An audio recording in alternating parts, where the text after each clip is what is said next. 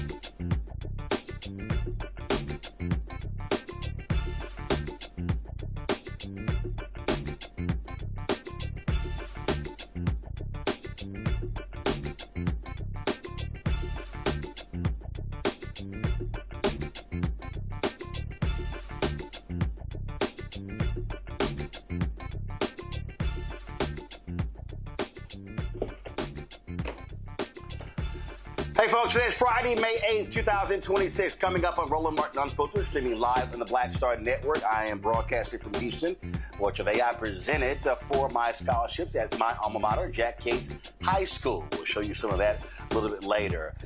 Folks, the GOP's war on Black America continues, where today in Alabama, they wiped out 2 Black congressional seats. We'll talk to one of those folks, Congresswoman Terry Sewell, right here on the show. The NAACP has filed a lawsuit in the case of Tennessee wiping out the Black district in Memphis. Kristin Clarke, their lead counsel, will join us on the show as well. So lots for us to unpack on the show. We're going to continue this focus. We've been laying out this war on Black America and how it impacts us in every single way. And so, again, what our responsibility here is to give you the facts on what's happening. Also, we'll talk to an ACLU lawyer about a Black man who's going to be executed. And there are lots of questions with regards to that. We'll talk the economics with our economist Morgan Harper. New job numbers came out. We'll talk about that as well. So lots to cover. It's time to bring the funk on Roland Martin Unfiltered on the Black Star Network. Let's go. He's got it. Whatever the miss, he's on it. Whatever it is, he's got the scoop, the fact, the find. And when it breaks, he's right on time and it's rolling. Best believe he's knowing. Putting it down from sports to news to politics. With entertainment just for kicks, he's rolling. It's on Go Roll, y'all.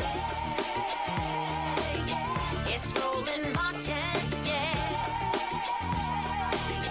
Rolling with Roland now. He's funky, he's fresh, he's real, the best, you know he's Roland Martin now.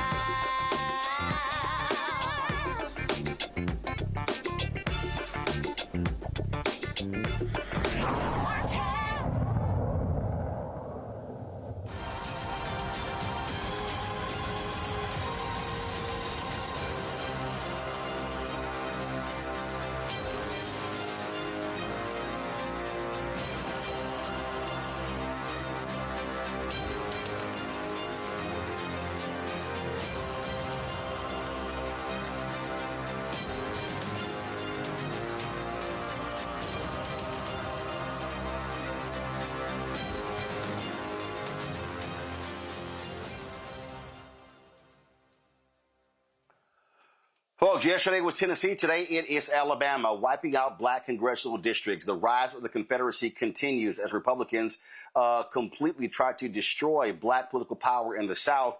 Just 1 week after the Supreme Court gave them the go-ahead to wipe out districts that they claim was based upon race. As we said, we saw what happened yesterday in Alabama. Today, there was a vote there that not only takes out that new opportunity district, that where you have Congressman Shamari Figures, they also are wiping out that longtime seat right there in the Black Belt of Congresswoman Terry Sewell. This follows what happened in Tennessee, and we're seeing other southern states do the exact same thing. Mississippi wants to remove the seat of longtime Congressman Benny Thompson, the only Democrat, only African-American who represents that state as well. And so what they are saying is that Black people, guess what? You're not going to have representation in Congress. And so it is an absolute bloodbath. This is very reminiscent of what took place in the period after Reconstruction. And so and then of course we're going to talk about what happened in Virginia as well with the Supreme Court there. All right, let's get right to it. Bringing our guest. Joining us right now is Congresswoman Terry Sewell. She joins us right now. Kristin Clarke. Kristin is, of course, former head of the Civil Rights Division of the Department of Justice under President Biden, and now General Counsel for the NAACP. Glad to have both of them here. I'm going to pull up the third guest, but first of all, let me go to you, Kristin. Y'all filed a lawsuit in Tennessee on what grounds? So we all witnessed this horrific moment yesterday where lawmakers dismantled, targeted, destroyed the only majority Black district in the state of Tennessee that gives Black voters a fair opportunity to elect candidates of choice. We filed suit yesterday in state court, and what we're challenging is the proclamation that was issued by the governor. The state constitution and state law is very clear. You want to call a special session of Congress, you need to be clear about the purpose. He claims that it was for the purposes of redrawing the maps, but they did a lot more than just that. They also repealed a law that's been on the books for 5 decades that actually prohibits mid-decade redistricting. They also slipped in a provision that it wipes away the residency requirement for running for office for a whole year. And in addition, they said that election officials don't have to notify voters about their new precincts under this racially gerrymandered map. So there's a whole lot that happened yesterday, and a lot of those additional things that the legislature did were not included in the proclamation. Our goal here is to get this session wiped off the books. It was called illegally. They exceeded the scope of the proclamation, and the existing map is what should be used for the 2026 election cycle. It's the first phase of a long fight, Roland.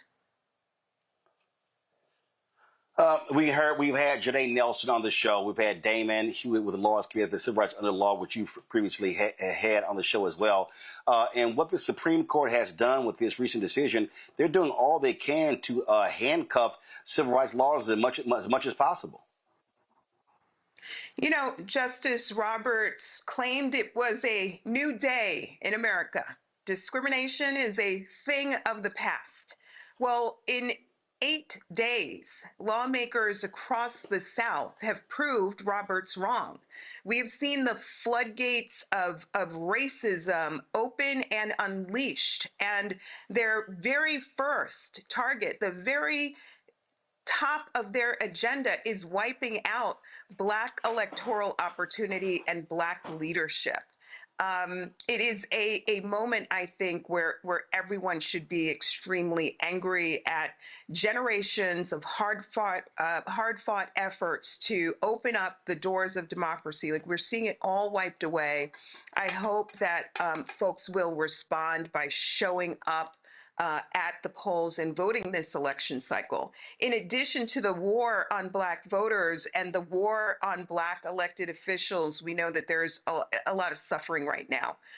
Lack of access to health care, an affordability crisis, lack of access to quality housing. So we really need people to show up and vote like they have never voted before, because we are at the crossroads in American democracy. Absolutely. It's a battle. Kristin Clarke, we certainly appreciate it. Keep up the fight. Thanks a lot. Thanks for having me. Let's go to Alabama. Congresswoman Terry Sewell joins us right now. And the Alabama legislature did the exact same thing that Tennessee did, wiping out 2 seats there held by Democrats, both African-American.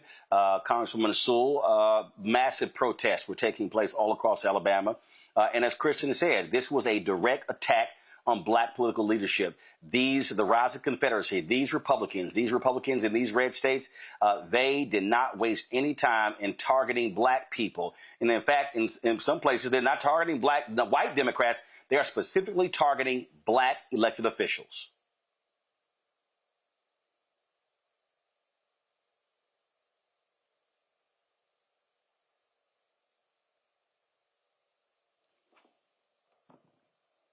Congresswoman Sewell, can you hear me?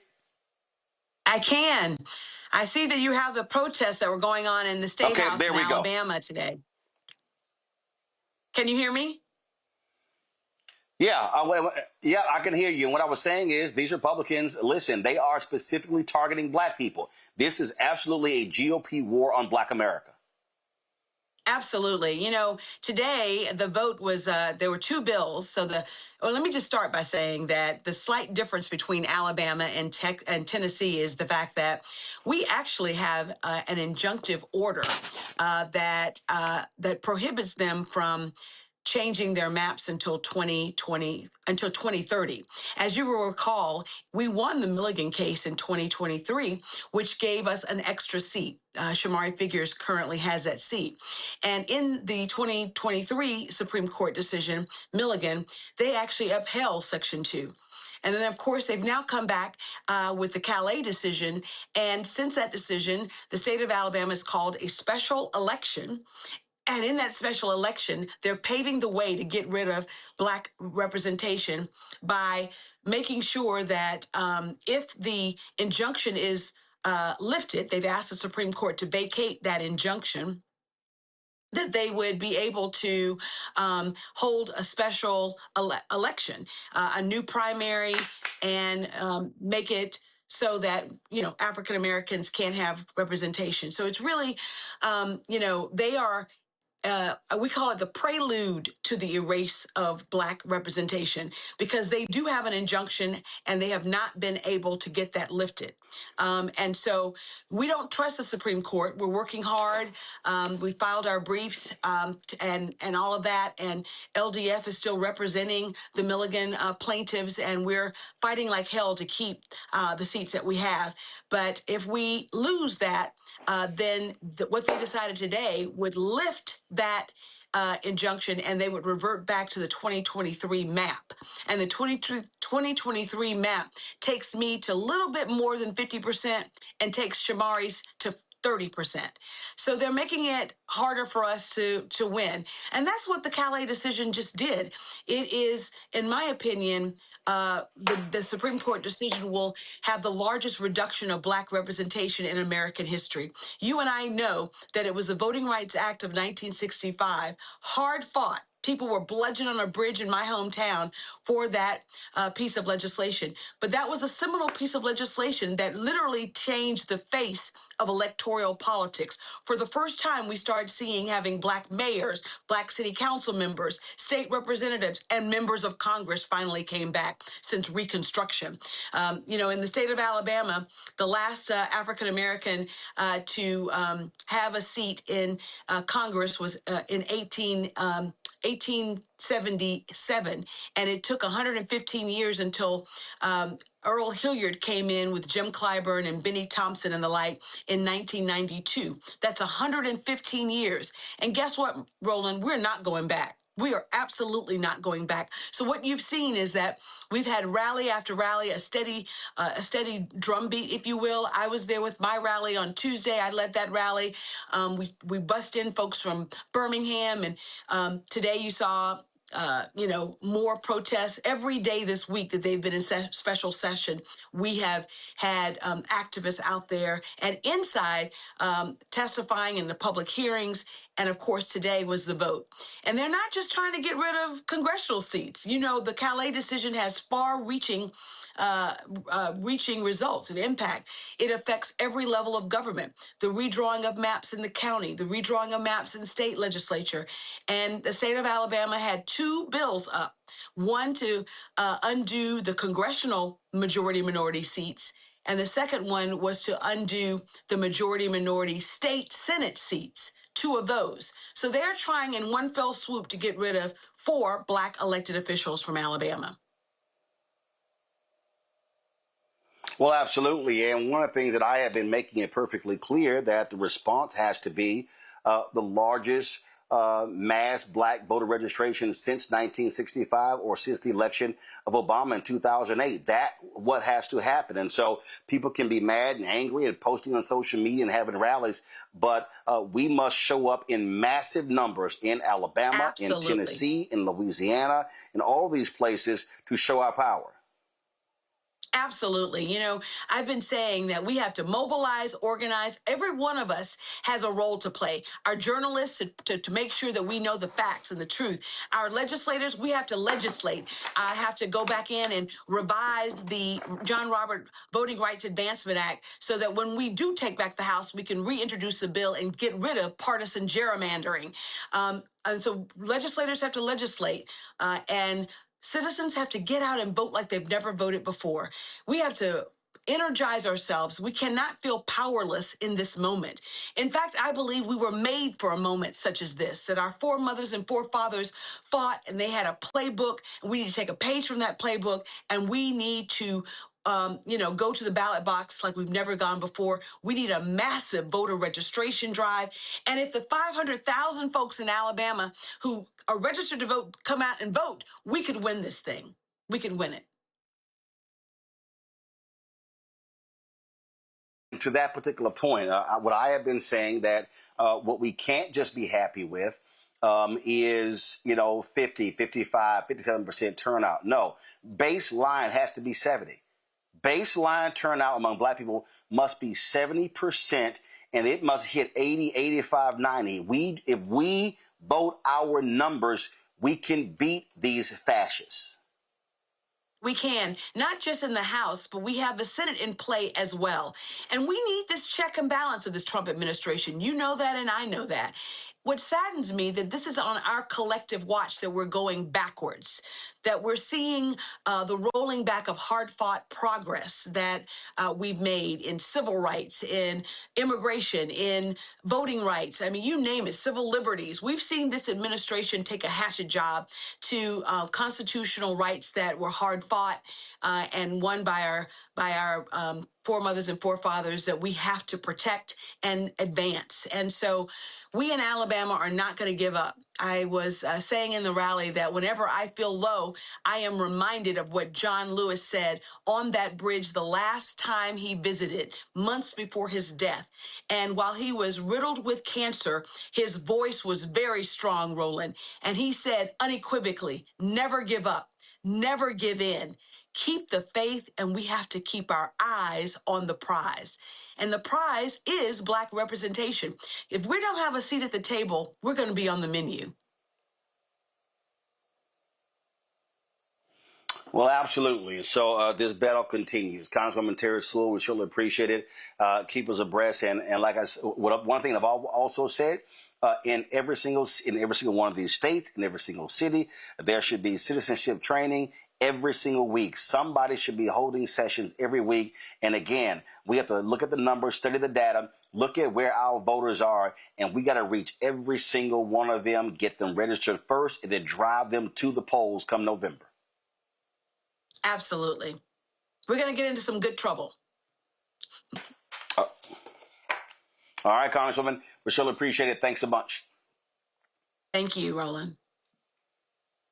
Folks, let's now talk about Virginia, where Democrats were given a huge setback today when the Virginia Supreme Court ruled 4-3 that the redistricting referendum that was narrowly approved by voters in April's special election violated procedural rules.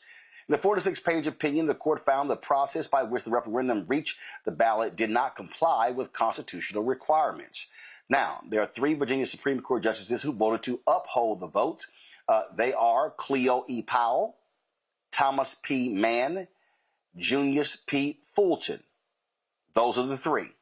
The 4 Republicans, Teresa Chafin, Arthur Kelsey, Stephen McCullough, Wesley G. Russell Jr. In Virginia, Supreme Court justices are appointed by the legislature. One of them is up in January. The Attorney General of Virginia, Jay Jones, released this statement. Today, the Supreme Court of Virginia has chosen to put politics over the rule of law by issuing a ruling that overturns the April 21st special election on redistricting. This decision silences the voices of the millions of Virginians who cast their ballots in every corner of the Commonwealth. And it fuels the growing fears across our nation about the state of our democracy. As Attorney General, it is my job to enforce the laws on the books and defend the will of the people. Before the court, my office clearly laid out, both in filings and oral arguments, that this constitutional amendment process and voter ratification occurred in a timely, constitutionally compliant, and legally sound manner. The Republican-led majority of the Supreme Court of Virginia contorted the plain language of the Constitution and Code of Virginia to give it a meaning that was never intended, which allowed them to reach the wrong legal conclusion that fit their political agenda. The consequences of their error are grave. The strength and stability of our democracy depends on adherence to the rule of law, the execution of free and fair elections where every eligible voter can cast their ballots to choose their leaders, and public trust in the institutions that provide accountability and protect our democratic processes. This court's ruling follows a dangerous trend of tilting power away from the people. My team is carefully reviewing this unprecedented order, and we are evaluating every legal pathway forward to defend the will of the people and protect the integrity of Virginia's elections. Don Scott, the Speaker of the House in Virginia, said, we respect the decision of the Supreme Court of Virginia.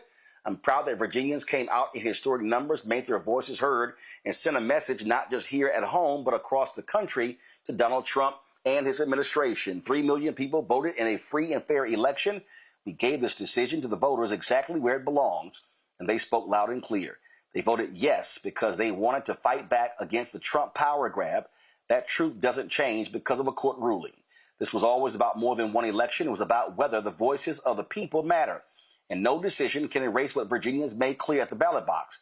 We respect the court, but we will keep fighting for a democracy where voters, not politicians, have the final say. Because in Virginia, power still belongs to the people. Democratic House Leader Hakeem Jeffries released this statement regarding the Virginia decision. Over 3 million Virginia citizens cast their votes in a free and fair election. If the state Supreme Court has chosen to invalidate their voice, disenfranchise them, and violate their due process rights, the decision to overturn an entire election is an unprecedented and undemocratic action that cannot stand. MAGA Republicans have adopted voter suppression as a strategy, as also evidenced by far-right extremists on the Supreme Court gutting the Voting Rights Act to open the door to a Jim Crow-like attack on black representation across the American South.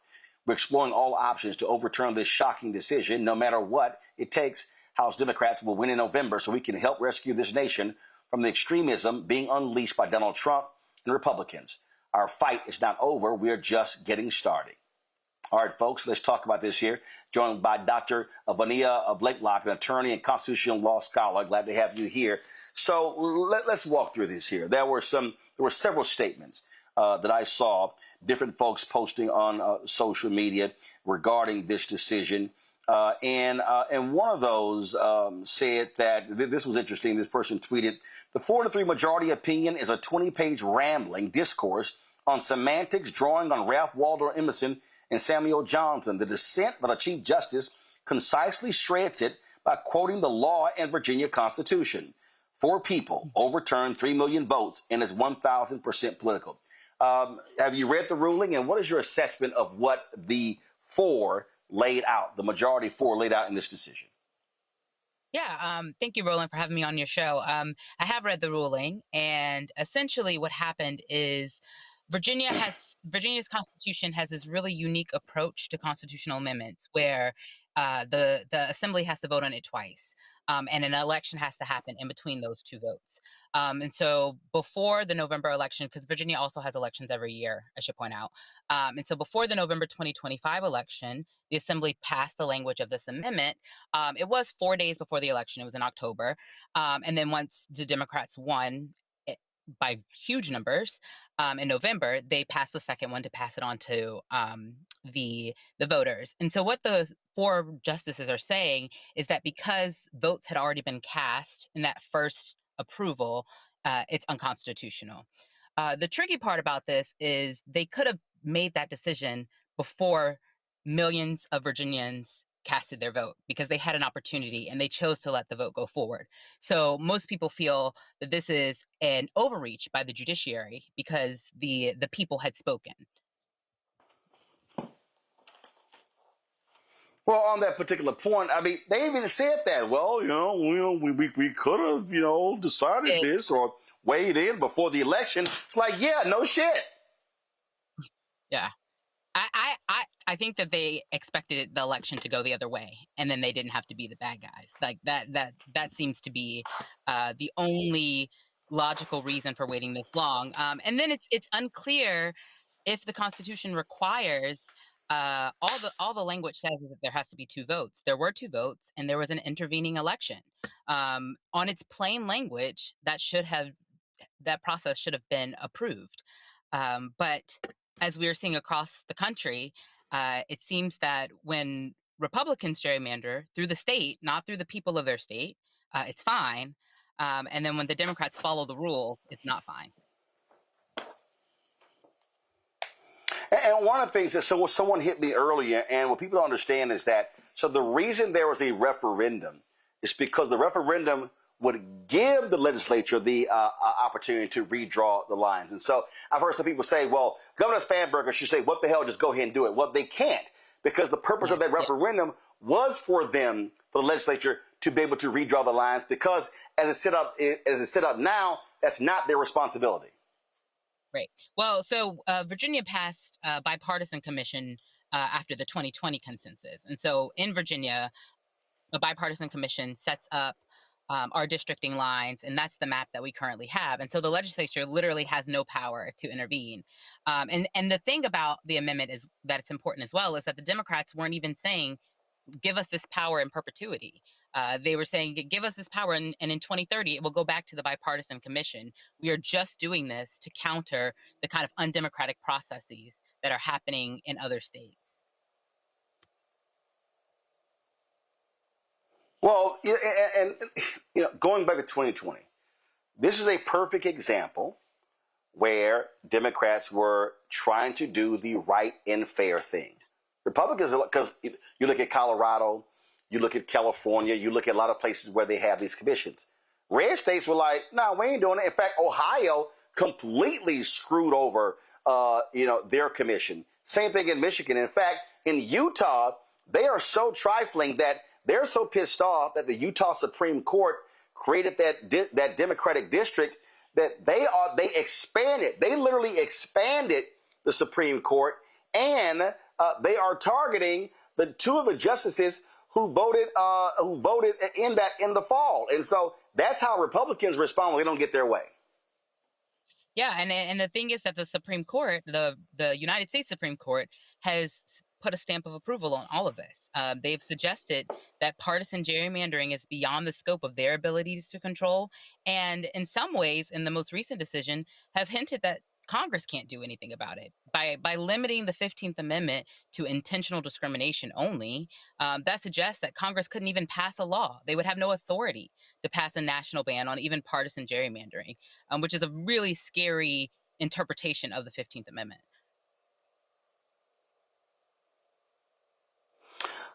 Indeed. All right. I appreciate you joining us. Well, actually, last question. What do you see as next? Is there a next? Can Democrats appeal this? What can they do in Virginia? I don't see it making any difference for the 2026 midterms. In Virginia, candidates have to certify by May 26th. That's in 2 weeks. So there's not a lot of time for things to happen. They could appeal it to the Supreme Court, and on its face, you would think that this would, because it's strictly partisan gerrymandering, that the Supreme Court would have no choice but to say it was fine. However, any appeal would be on the procedure piece, and I think it highly unlikely that the current Supreme Court would overturn a Virginia Supreme Court decision interpreting Virginia's constitution. That would be really unlikely. And so I don't know that Democrats have a way forward other than to come out and vote in the midterms and come out at high percentages. All right, then. Vania Blake-Locke, we surely appreciate it. Thanks a lot. Yeah. Folks, going to a break. We'll be right back. Talk with our panel right here on Roland Martin Unfiltered on the Black Star Network. On a next, A Balanced Life with me, Dr. Jackie, a relationship that we have to have. We're often afraid of it and don't like to talk about it. That's right, we're talking about our relationship with money. And here's the thing, our relationship with money oftentimes determines whether we have it or not. Balancing your relationship with your pocketbook. That's next on A Balanced Life with me, Dr. Jackie, here at Black Star Network.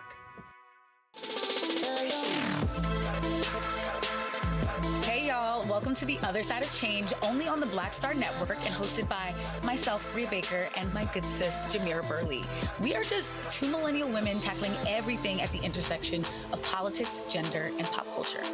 And we don't just settle for commentary. This is about solution-driven dialogue to get us to the world as it could be and not just as it is. Watch us on the Black Star Network, so tune in to The Other Side of Change.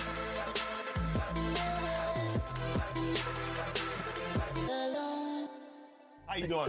I'm Mark Curry, and you're watching the Black Star Network. That's why I got these glasses on, because that black star is bright.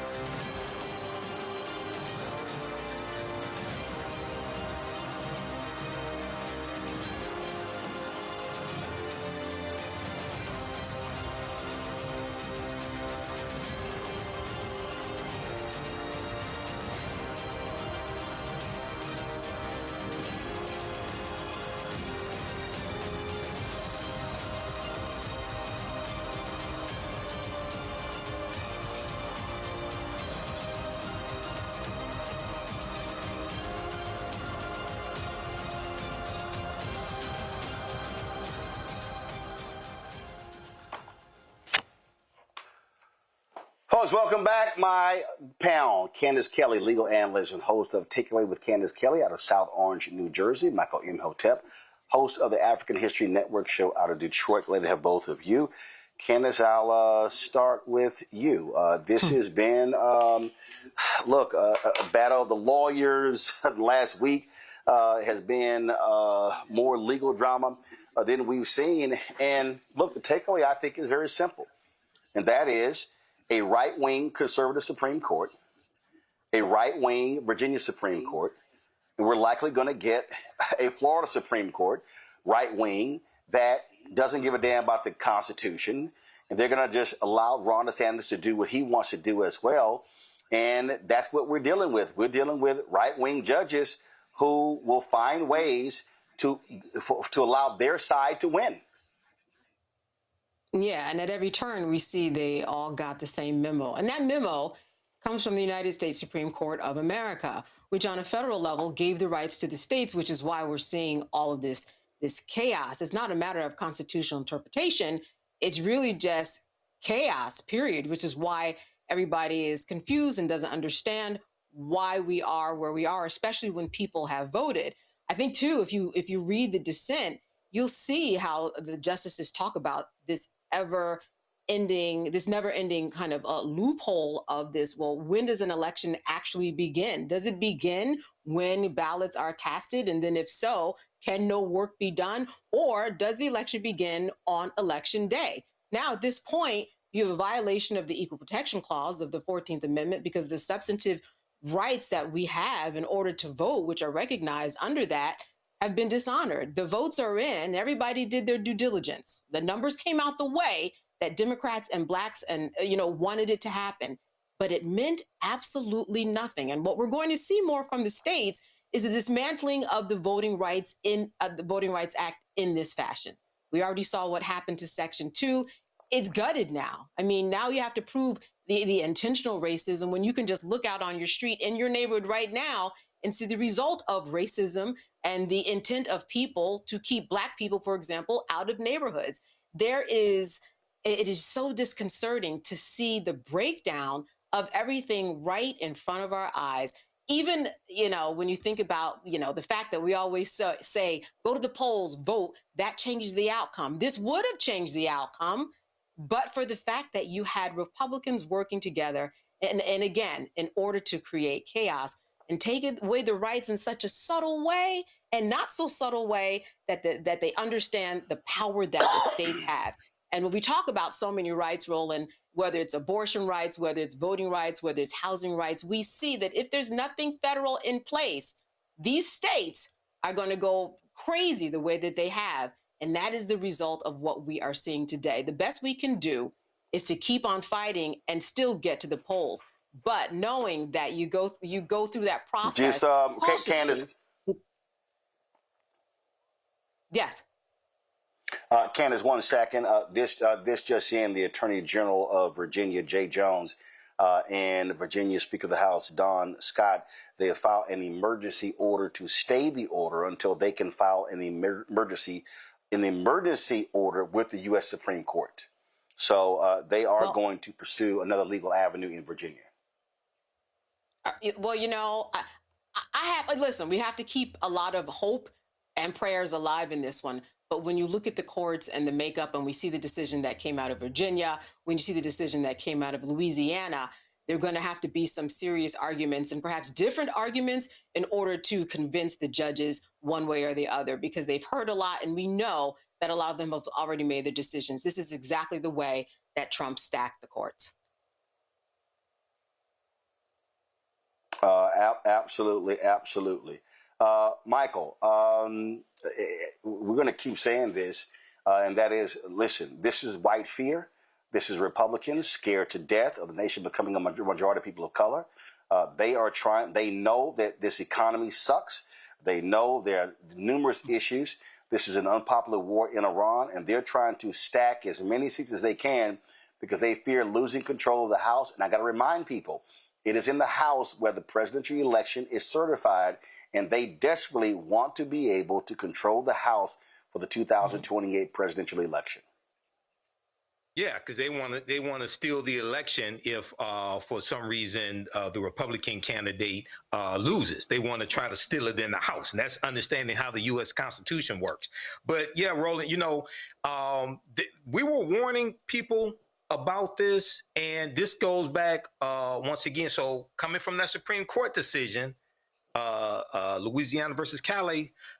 This goes back to the 2016 election. This is why we were telling people that 2016 election is not about personalities. This is about the Supreme Court and the federal bench. So this is a consequence of what happened 10 years ago. But when we look at these cases here, and I was reading a piece from the New York Times dealing with the argument coming from the four justices there in Virginia. But I noticed something really different, Roland, between this fight right now and what happened in 2021 when we were trying to get the John Lewis Voting Rights Act passed. Because corporations spoke out in April of 2021 and they signed on to a letter. There's about 150 of them, along with celebrities and sports figures, signed on to a letter advocating for the John Lewis Voting Rights Act, right? I haven't heard any corporations speaking out against what's taking place right now, okay? And then if you go back to 2015, Roland, and I've talked about this here on this show before, when the Indiana State Legislature passed their transgender bathroom bill, and Governor Mike Pence was the governor of Indiana, okay? You had corporations tripping over themselves, coming out, denouncing what happened. You had a gaming conference that pulled out of the state of Indiana. You had corporations threatening to shut down projects, things like this. I haven't heard any of them say that with this taking place right here. So my thing is, well, wait a second. If you stand up for LGBTQ, you better stand up for BLACK. Otherwise, we need to organize and withdraw economic support from these corporations to help finance these Republicans.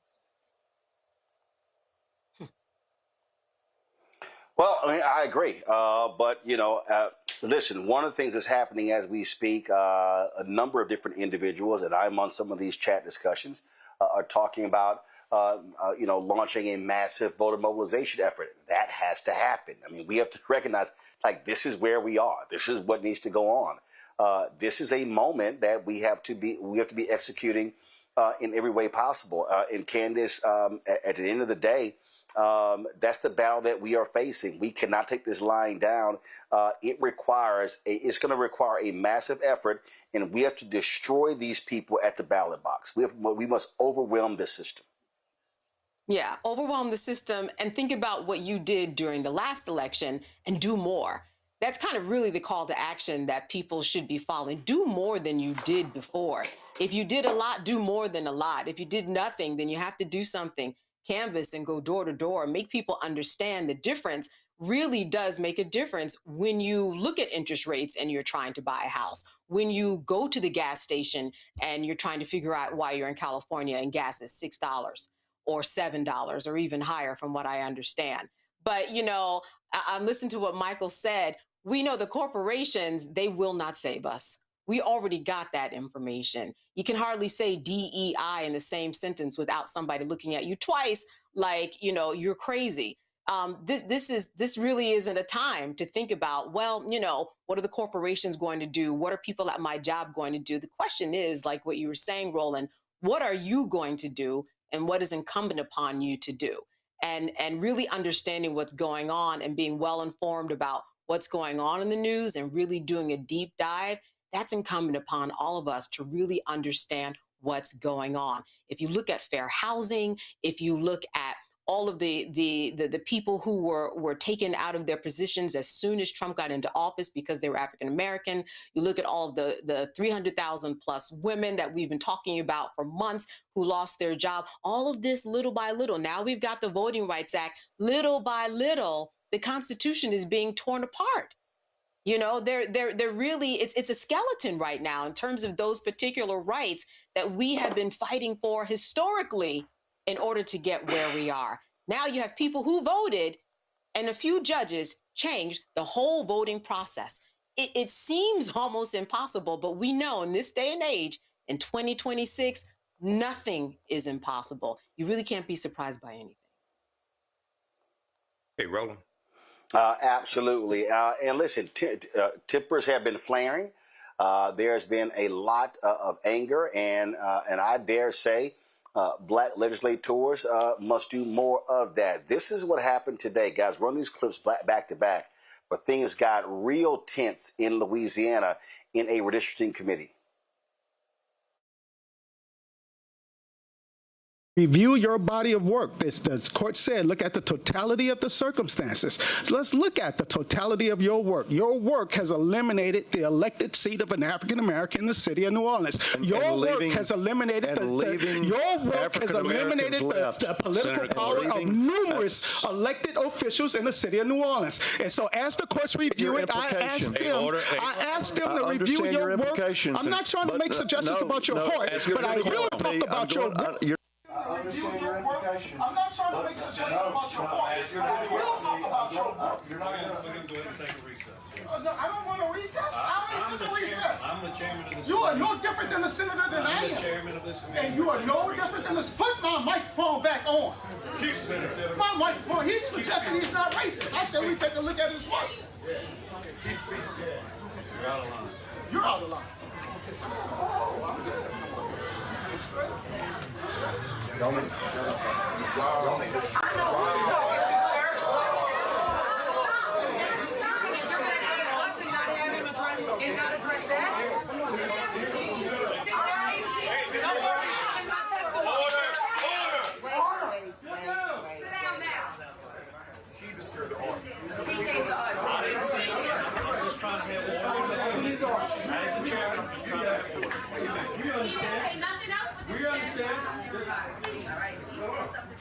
We will have a decorum. He told us to shut up, Chairman. Okay, we understand this. We will have order.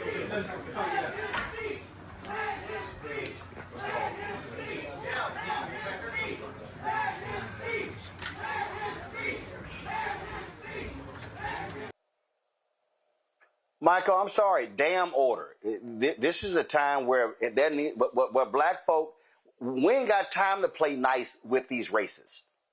Right. Right. They want decorum. They want order while you're being politically lynched. No. And he came. The guy came over and turned off his microphone.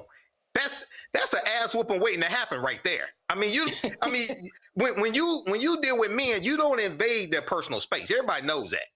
He just came over and treated him like he's a boy or something like that. Just gonna turn off his microphone. What the hell? No. So people are right to protest. And just quickly, in the previous segment, I wasn't saying rely on corporations to save us. I'm talking about utilizing the tools in our tool belt and understand we have to leverage our economics to enforce our political agenda. That's another tool that we have to use. And Roland, you've had Attorney Fred Gray. You've interviewed him before. Attorney Fred Gray was the attorney that argued the U.S. Supreme Court case of Gomillion versus Lightfoot in 1960, which stemmed out of redistricting the Tuskegee, Alabama district. The white supremacists were redistricting that district. The same thing here. And African Americans filed a lawsuit, but also had a 4-year economic boycott that went back to 1957. Their boycott lasted 4 years longer than the Montgomery bus boycott. So I'm saying utilize all of the tools in our toolbox. Again, I need heat. I need heat being applied. We're going to show you another clip. Let me send to the control room. Let me send to you guys right now. This was more protesting out in the hallways in Louisiana. While you guys are pulling that clip, I want to read this statement that came down from the folks in Virginia. This is Senate Majority Leader, Senator Scott Sirovell. He released this statement along with House Speaker Don Scott. This is in Virginia. It says, today's decision by the Supreme Court of Virginia is, with respect, wrong on the law and unprecedented in its consequences. For the first time in the 250-year history of our Commonwealth, our Supreme Court has set aside the results of a statewide election in which more than 3 million Virginians cast ballots and a majority voted to ratify a constitutional amendment. I respectfully but emphatically support the dissent of Chief Justice Powell, joined by Justice Mann and Justice Fulton. The dissent has it right on the law, on the text of our Constitution, and on the settled practice of the General Assembly. It is important for Virginians to understand that the procedures followed by the General Assembly in this matter were not improvised. Every step of the process, the calling of the special session, the procedural resolutions governing it, the timing and form of the two legislative votes, and the submission of the proposed amendment to the voters was fully vetted and supported by the nonpartisan attorneys at the Division of Legislative Services, the institutional legal counsel relied upon by both parties for generations. Their guidance reflected existing Virginia precedent, the long-standing understanding of Article 12, Section 1, and the General Assembly's settled practice over more than half a century under the 1971 Constitution. The General Assembly did not invent a new process. We followed the one Virginia has used. The Constitution of Virginia in Article 2, Section 4 expressly empowers the General Assembly to regulate the time, place, manner, conduct, and administration of elections. The General Assembly has done exactly that in Code 242-101, which defines a general election as one held on the Tuesday after the first Monday in November. That definition was adopted in 1970, contemporaneously with the 1971 Constitution, and is entitled to great weight under this court's own precedent in Dean versus Pagliucelli. As the dissent observes, every federal circuit to consider the question has held that early voting is not part of the election under the combined action test in Foster versus Love. The majority's contrary holding stands alone. The consequences of the majority's reasoning are sweeping. Under today's decision, an election in Virginia now spans 45 days or more. That has implications for candidate qualifications under Article 4, Section 4, for the conduct of our trial courts under Article 3, Section 9, and most seriously, for our compliance with the Federal Elections Clause and the federal statutes mandating a single national election day. The dissent identifies each of these problems. The majority does not resolve them. Most troubling of all is the precedent the court has now set. The court explicitly invoked Scott v. James to defer judicial review until after the people had voted. And then, having allowed the election to proceed, used the post-election posture to nullify the result. Over 3 million Virginians participated in this referendum. Their votes have been set aside not because of fraud, not because of intimidation, not because of any defect in the casting or counting of ballots, but because 4 justices have adopted a definition of election that conflicts with state statute, federal precedent, and the considered legal advice of the nonpartisan staff who guided the General Assembly through this process. I'm proud of the actions my caucus in the House of Delegates took to step up and reassert historic Virginia's role in protecting American democracy, and we will continue to fight. I have spent my career in the General Assembly defending the deliberative processes of this body and the constitutional prerogatives of the legislative branch. Today's decision affects both. I expect the Commonwealth will pursue every available avenue of further review, and I will support those efforts. Candace? You know what I hear? I hear a good argument for the Supreme Court. Why? Because, the Supreme Court, we know, does not go into court and listen to kind of trivial facts at the bottom. What they really decide are specific, maybe procedural issues or technical issues or violation of somebody's rights in the lower courts. They don't get into the weeds of all the details. What you just spelled out was an excellent argument for procedural issues that were already on record, that after the fact, all right, after the votes came in, they decided to reverse and do something different. And I think out of everything that I've heard tonight, that makes the most sense in terms of what the Supreme Court will have to reckon with and figure out that doesn't make sense, because what you just read spelled out the fact that they followed everything procedurally and then it was changed, after the fact. So the Supreme Court will have to reckon with that. And he used a lot of logic in that statement to make the case. And that is something that, does give me a little more hope, because those procedural processes are very, very important. And that's specifically what the Supreme Court, if it gets there, will be deciding. Absolutely. It is going to continue. It is going to continue to be a significant battle. And folks, what we have to do, the lawyers are doing their work. Politicians are doing their work. The people have to do their work. Guys, please pull up blackstarnetwork.com, the Bishop Barber deal. We're nearing our goal of 1,000 people we want to train. But I want to now move that to 2,000. We're at 858.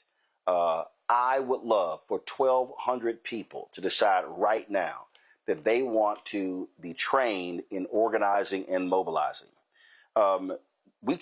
People keep saying we should do something, and they're right. We should do something. Folks keep saying, well, what can I do? Well, this is what you can do. We're providing you the outlet. We're providing you the opportunity to do so. If you want to participate, let me know when y'all have the page up. If you want to participate in this process, if you want to be trained come June 12th and 13th by Bishop William Barber's team when it comes to mobilizing and organizing, then I want you to go to blackstarnetwork.com. I want you to click that. I want you to click the link, and I want you to sign up. I want you to sign up. It's not going to cost you anything. Go to blackstarnetwork.com. Click that link, and it will take you to the form. And we initially started this where we said we wanted 1,000 alphas. And I still got people sending me emails who are brothers. But we said, you know what? Let's expand this to other brothers and sisters. And this is the opportunity. Y'all, I'm telling you,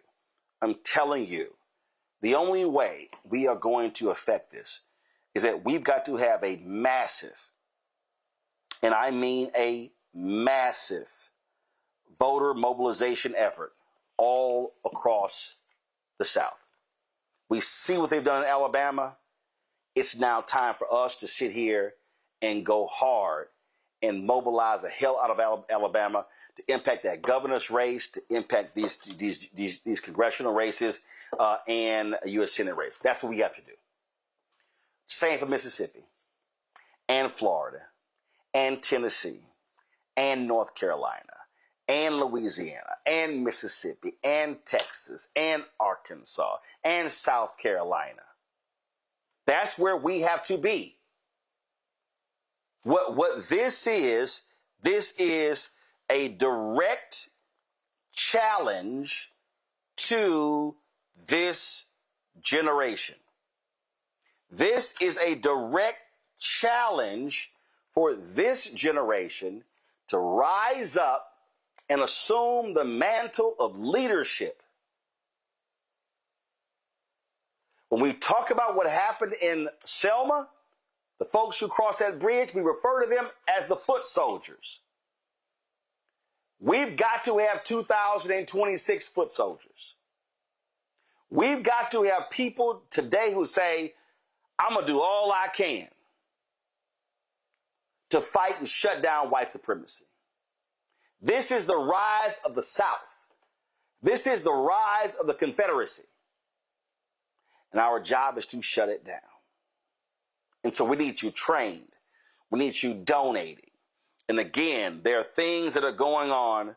So somebody said the advertised link is disabled. No, I don't think so. So someone in the group chat says that. So I'm going to sit here and go through it myself. You go to blackstarnetwork.com, click the link with Bishop William Barber. So give me a second. I'm going to do that. So if you scroll down where it says Black Men Civic Engagement, give me a second. Yes, folks are saying in the chat, yes, our house is on fire. That is real. Guys, scroll up. Did y'all click the link? Keep scrolling.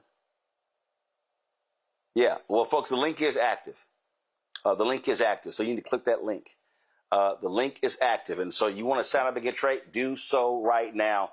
And you can go to Repairs of the Breach, or you can go to blackstarnetwork.com, y'all. This is it. This is not a drill. This is war. What they've done is a declaration of war, and we must respond accordingly. So please sign up today. blackstarnetwork.com, Repairs of the Breach, virtual training, June 12th and 13th. Please make it happen. We come back, we're going to talk new job numbers. Lots more for us to break down. You're watching Roland Martin Unfiltered on the Black Star Network. Be sure to support the work that we do. Join our Bring the Funk fan club. Our goal is to get 20,000 of our fans contributing on average $50 each a year. At $4.19 a month, 13 cents a day. If you want to support via Cash App, use the Stripe QR code. You see it right here on the screen. That's for checks and money orders. That's for credit cards as well. Checks and money orders, make it payable to Roland Martin Unfiltered, P.O. Box 57196, Washington, D.C. 2003 7-0196. PayPal, R. Martin Unfiltered. Venmo, RM Unfiltered.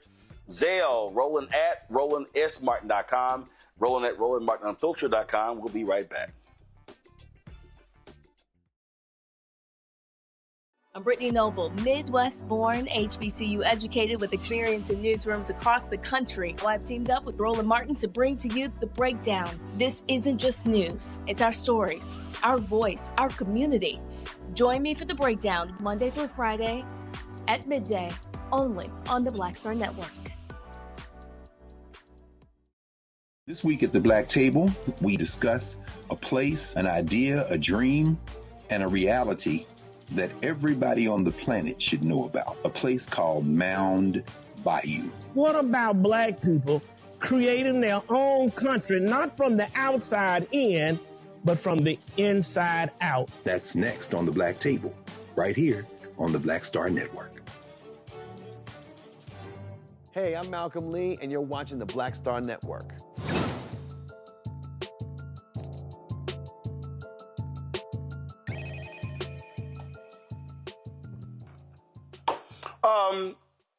Before I go to Morgan Harper to discuss the job numbers, and Matt Manning joins us right now, so I want to bring in Matt, Michael, as well as Candace. This person says, still not buying the war talk. I get it, though. If you don't think this is a war on black people, then you ain't paying attention. But this is the thing to me that jumps out. Matt, I'm going to start with you, that some of these people don't understand. So I'm looking for the particular comment because it shows you how ridiculous. So somebody, Leon Doe, something. I'm a black American. I won't be out protesting for Democrats' agenda. I'm sorry. Did you not hear it? This is not a war on Democrats, Matt. I'm being very clear. This is a GOP war on black America. We have been laying out over and over and over again the attack on African Americans for education, for economics, when it comes to contracts, when it comes to everything. So I think a lot of you got some black folks out there who are utterly confused, who don't seem to understand. Like I saw several of these black dudes on Instagram, running their mouths. It's here touting MAGA. I'm like, do understand, your ass won't be immune to what they are doing. And so people need to understand, this is an attack on black America. This ain't no attack on Democrats. This is an absolute attack on black people by today's Republican Party. And a lot of it is, it's a war that's being couched as an ideological disagreement. It is a full-on onslaught that you're trying to make seem as though it's purely, hey, we disagree about these issues. I mean, I've been in trial all day.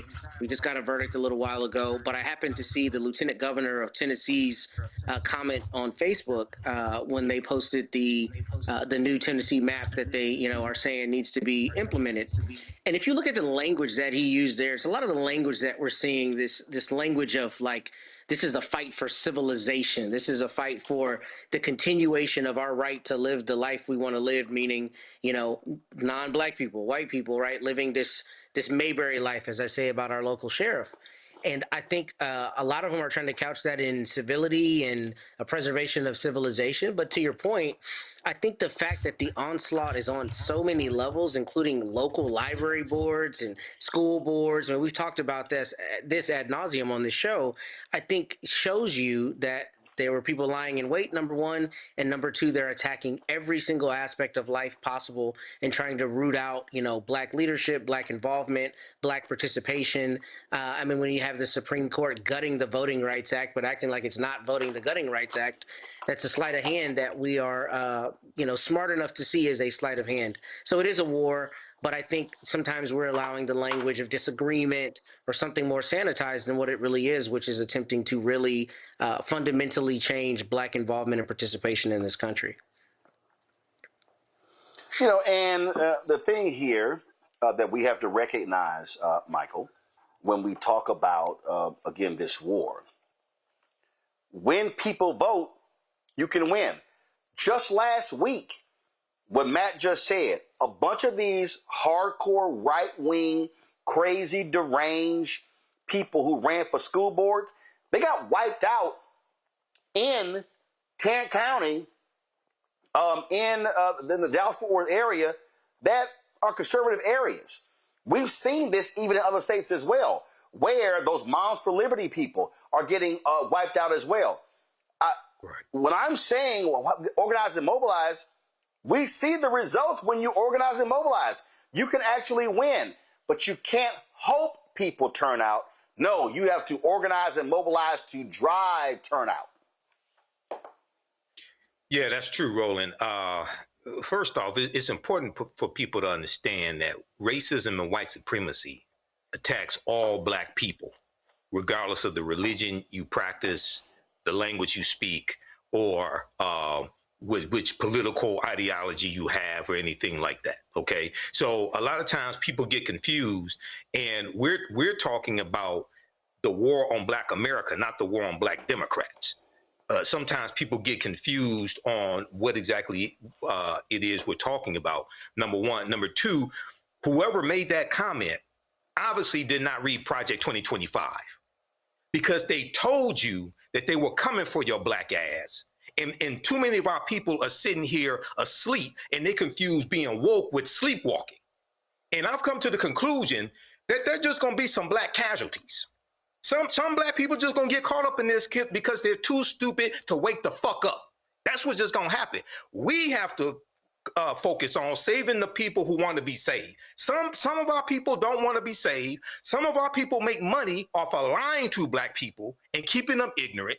Okay, and some people we're just gonna have to cut ties with and help those who want to be helped. I've come to the conclusion all of our people don't want to be helped. Okay, so but this is the consequences. Project 2025 said that this was a backlash to the racial reckoning that took place in this country after the death of George Floyd. And we see the resurrection of Confederate monuments. We see those military bases that were named after Confederate heroes. They kept the same name, but just said, we're just going to name it after somebody else with the same name. They keep playing all these games, and they told you what they were going to do. And you sitting up here still asleep? I don't know what to tell you. I'm sorry. Candace, this is... Again, a lot of people say, they're not going to do this. They're not going to go that far. But they told you they are. And now we see what happens. Again, I mean, 2009, I remember standing at CNN, waiting to go on the air with John Avlon, who's down in Congress. And I said, John, we're living in the beginning stages of white minority resistance. He looked at me like, what are you talking about? I said, John, white people cannot handle 2043. They cannot handle being a minority of the population in this country. I said, you're about to see white people move like they are in the minority. I said, it is going to be a fierce resistance. That is the bait. I gave speech after speech after speech. I can pull speeches in 2010, 11, and 12. I said, people, prepare yourself for a war for the next 50 to 100 years. They're coming after everything. People kind of like, okay, Roland, I just think you're being hyperbolic. I'm like, okay. And then 2022, September 2022, I dropped my book, White Fear. Here we are. It's three and a half years later, and I'm like, I tried to tell you. Listen, if people do not understand that there is a full-out war, you gotta just think about from day one. DEI, gone. Fair housing and rights related to that, gone. Look it up. The federal workforce affecting mostly brown and black people, gone. Voting rights, Section 2, gutted. Obama and Michelle ape videos being played.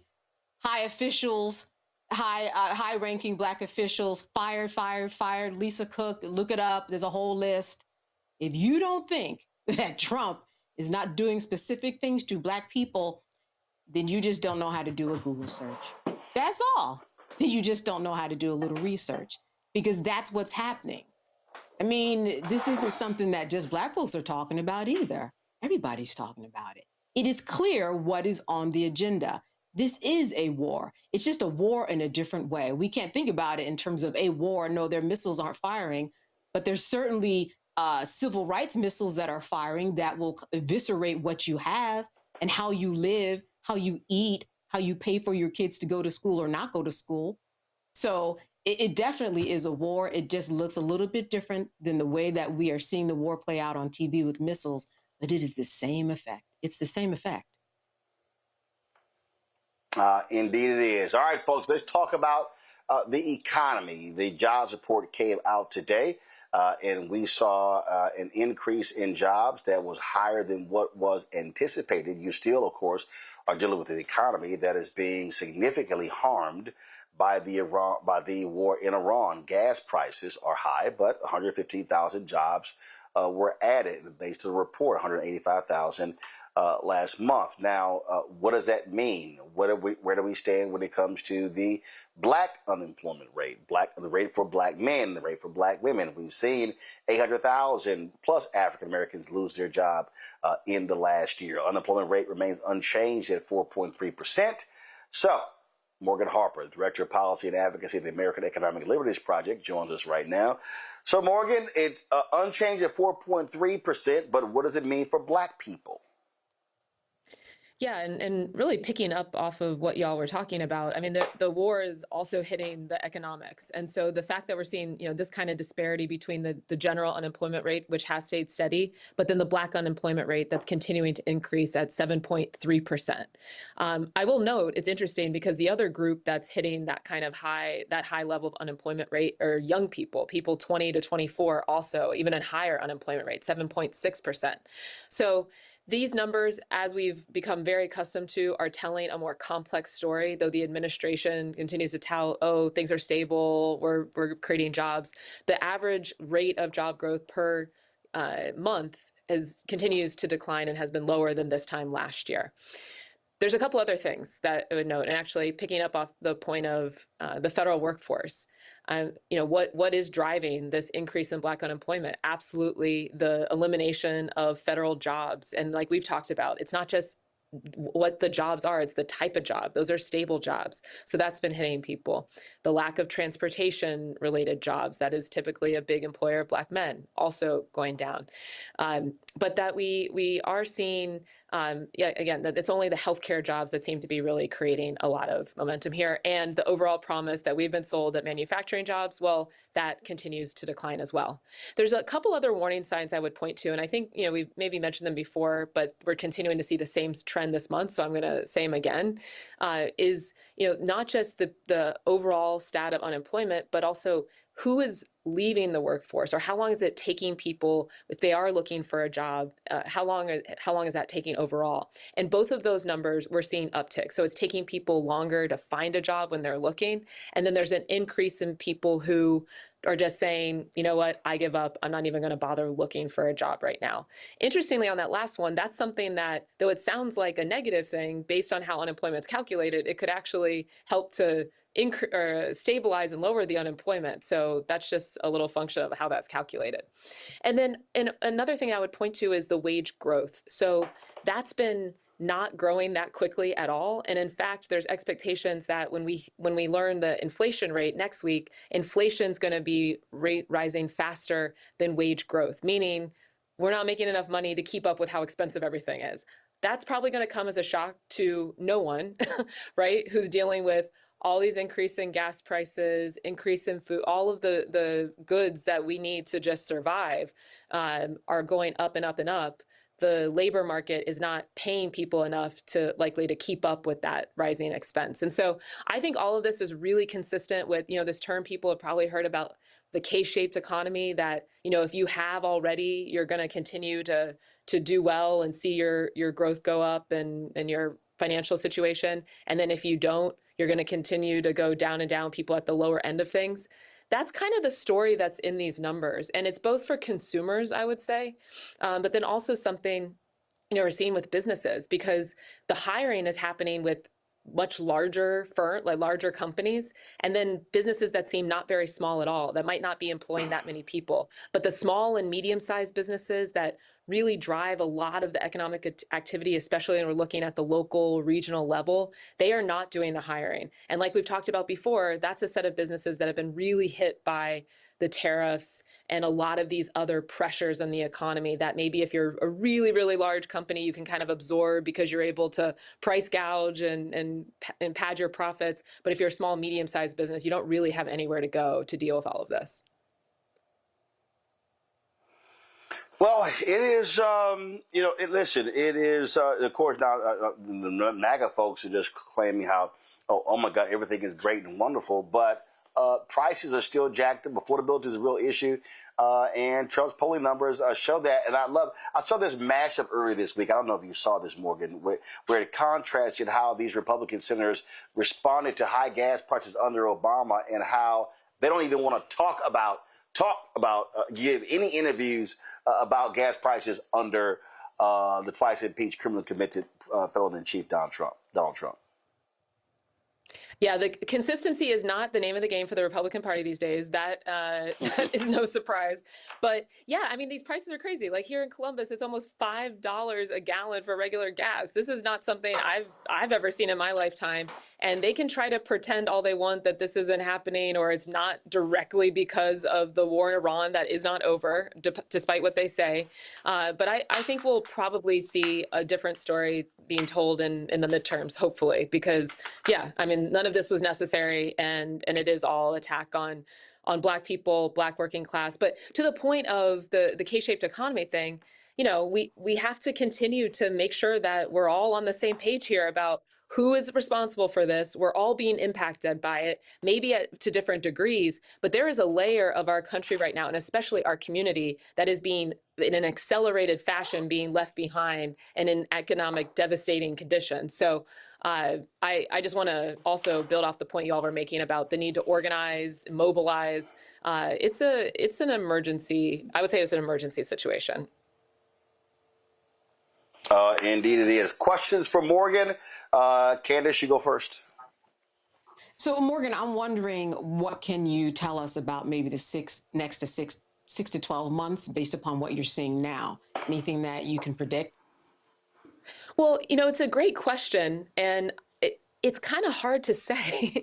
And, picking back up on that point about small and medium-sized businesses, I mean, why are they not hiring? Because they have no idea what's going on. I mean, in addition to things being more expensive, but it's really difficult to plan.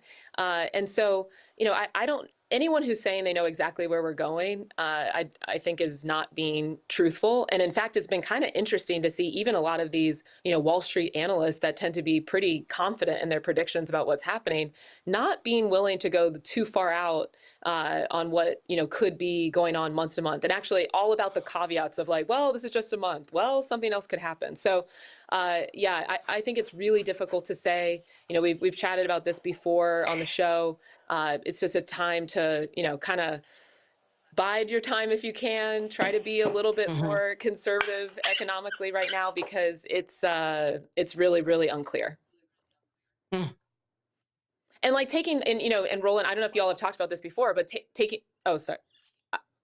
I was just going to say one more thing. Go ahead. Taking something like the gas prices, for example. I mean, they're trying to make it seem like, oh, we reached some deal and then everyone's gas prices are going to go down. But, as probably a lot of us know, is like, no, these things, they lag by a couple of months. And so even by some stroke of God, if they were to figure out some resolution to this thing, it's not going to immediately result in lower prices. It's not going to immediately make the airlines feel like their jet fuel expenses are going to be lower, so they'll be able to bring prices down. It's going to have some lasting effects and take some time to get out of this. Michael. Morgan, I was wondering, what impact do you see AI, artificial intelligence, impacting these job numbers, or maybe impacting the numbers that we're seeing so far for this year for the first quarter? We hear that it's eliminating jobs, but like, what impact are you seeing in the data coming from AI?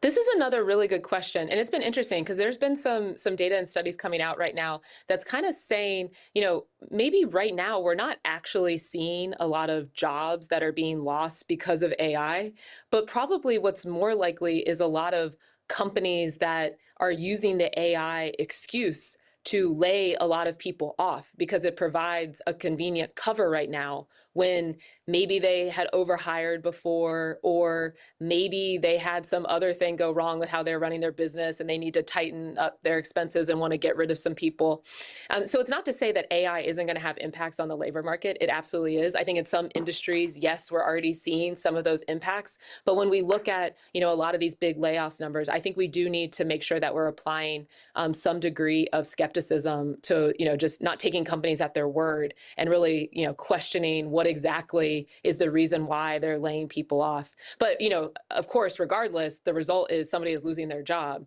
And so I do think, especially looking ahead, like take, for example, like the legal profession, I think that's one where, people are expecting AI will have an impact and just like who's able to get hired, and especially young people already facing some of the headwinds in the economy with the higher unemployment rate. I think that's going to be important for them to think about, okay, which industries are more susceptible to some of these shocks from AI being used and especially impacting more entry-level positions. Matt? Well, let me first say, talking about AI, Michael stole my question, and I've been in a trial all week, so I'm a little bit fried. But I did want to ask Morgan, with respect to the non-farm roles in terms of jobs and job creation, in the report I saw, it says 1 month does not a trend make. And my question was exactly about AI, but I'd like to get your forecast as to what you think we're going to be looking at in the next 6 to 12 months, not only with the companies, saying AI, using it as a subterfuge, but what we're seeing is AI is kind of improving at light speed, you know what I mean? So what do you think people need to be doing now if they're looking for a job? Like, what does this trend tell you in terms of advice on going forward and what to expect, not on the consumer side, but particularly on the job side and job rescission side? Yeah, it's a good question too. And look, I mean, I wouldn't claim to be any kind of like workforce development expert by any means. I think it's good for people to learn how to use the tools of AI and all of that, but it's not to be done at the expense of also learning a profession, a trade, and some fundamentals, skills for whatever area you think you want to enter. So, that would be my response there. But I do think, and maybe shifting it a little bit back to the consumer side, both answer your question and prior question, Michael, on the AI is, the other way this is going to intersect with costs is the data center build out. So take, for example, when we look at here in Ohio or in central Ohio, our electricity provider is AEP Ohio. They just had their earnings call this week. Their CEO is making $36 million. He's saying on that earnings call that they're about to more than double their power load over the next several years because of data centers. That's exactly what he's saying. Why do we need so many data centers? In part because of the use of AI. And so how is that going to impact all of us? Well, beyond some of the job impacts that we've talked about, these utility companies are also going to use this as a cover for why they need to be making a lot more money from all of us who pay electricity bills. And those bills are set and approved by state governments around the country. And so, as we think about the costs and what might be also rising over the next couple of years, independent of what was going on with this Iran war, this data center build out, these are making decisions that are going to be in place for the next 10, 20, 30, 40 years in some cases. And there might not be a lot of ways to roll that back once these folks are committing to the types of improvements or increases to the grid and all the load for electricity that they are saying out loud every day, on these earning calls and different appearances that they're having with the utility companies. So there's a lot of impacts that are coming from AI. I agree with you all. The job impacts are one, but just like dollars and cents for us, there's an industry being dominated by the largest companies on the planet, and they are locking us into a lot of economic decisions that we might not even be aware of, and our leaders might not even be aware of. All right, then. Morgan Harper, we surely appreciate it. Thanks a lot. Good to see you. Thanks. All right, then. Okay, folks, time for Black Star Network headlines with Brittany Noble. An Ohio jury has convicted a former white sheriff's deputy of reckless homicide for the shooting of a black man who was bringing sandwiches to his grandmother's house. This decision came after jurors were unable for a second time to reach a verdict on whether Jason Meade was guilty of murder in connection with the December 4th, 2020 shooting of Casey Goodson Jr. Meade claimed that his shooting of Goodson 5 times in the back and once in the side was justified. He alleged that he saw the 23-year-old holding a gun and turning toward the doorway. However, no other witnesses testified to seeing Goodson with his legally licensed firearm, and no cameras even recorded that incident. Franklin County Common Pleas Judge David Young revoked Meade's bond and ordered him to be held in the Franklin County Jail. His sentencing is scheduled for June 16th. Texas Attorney General Ken Paxton is investigating 29 public school districts to ensure compliance with the state law that requires schools to post copies of the 10 Commandments in classrooms. In April, the Fifth Circuit Court of Appeals upheld Senate Bill 10, the law mandating this display. A lawsuit filed by the American Civil Liberties Union and other religious organizations in early December of 2025 argued that SB 10 violated the First Amendment. But the court found that the law is consistent with the First Amendment, meaning it neither improperly establishes nor endorses religion nor prevents individuals from practicing their faith. Additionally, Senate Bill 11 was passed requiring independent school district board trustees to vote on whether to designate a time for prayer and the reading of the Bible or other religious texts. Paxton stated that he is asking all schools to provide proof of that vote. Maryland's oldest HBCU is now facing a significant challenge as it must eliminate jobs to address its second multi-million-dollar deficit in 2 years. Bowie State University is at risk of cutting 79 jobs. University President Amita Bro emphasized that the institution is approaching each decision with care and respect. This decision follows a $13.6 million budget shortfall from last year, which was managed by delaying hiring and eliminating vacant positions. But this year's deficit is attributed to reduced state and federal funding, declining enrollment, and rising operational costs. BSU employs about more than 1,100 workers, so that the latest cuts will result in a workforce reduction of about 6%. This announcement comes as HBCUs all across the country continue to face financial pressures while striving to maintain resources and support for Black students. 30 years after first exploring an underground railroad route, Maryland historian Anthony Cohen has embarked on a 750-mile journey from Maryland to Canada, retracing the path once traveled by slaves escaping. In 1993, Cohen researched courthouse records and advertisements for runaway slaves and narratives from formerly enslaved individuals to document the history of the Underground Railroad. A year later, he published 5 steps to understanding freedom seekers before walking that same route himself. As the nation commemorates 250 years of independence, he felt compelled to walk this route again. He and 6 others began their journey near the Sandy Springs Slave Museum in Montgomery County, Maryland, and then planned to travel about 10 to 12 miles each day. Now, the journey is expected to conclude in Canada later this June at the same riverside landing where many freedom seekers first set foot on free soil. A federal court has overturned the Trump administration's attempt to impose a 10% global tariff on small businesses. Thursday's ruling adds to the ongoing uncertainty surrounding Trump's economic agenda, especially after months of fluctuating tariff announcements that have left importers struggling to keep up with the policy changes. A 3-judge panel from the Court of International Trade ruled 2-1 against the global tariffs implemented by the president. If the Trump administration chooses to appeal the decision, the case will then proceed to the U.S. Court of Appeals for the Federal Circuit and potentially to the Supreme Court. The global 10% tariff took effect in February and is scheduled to expedite late in July. And as of now, there has been no information on just how this decision will impact consumers.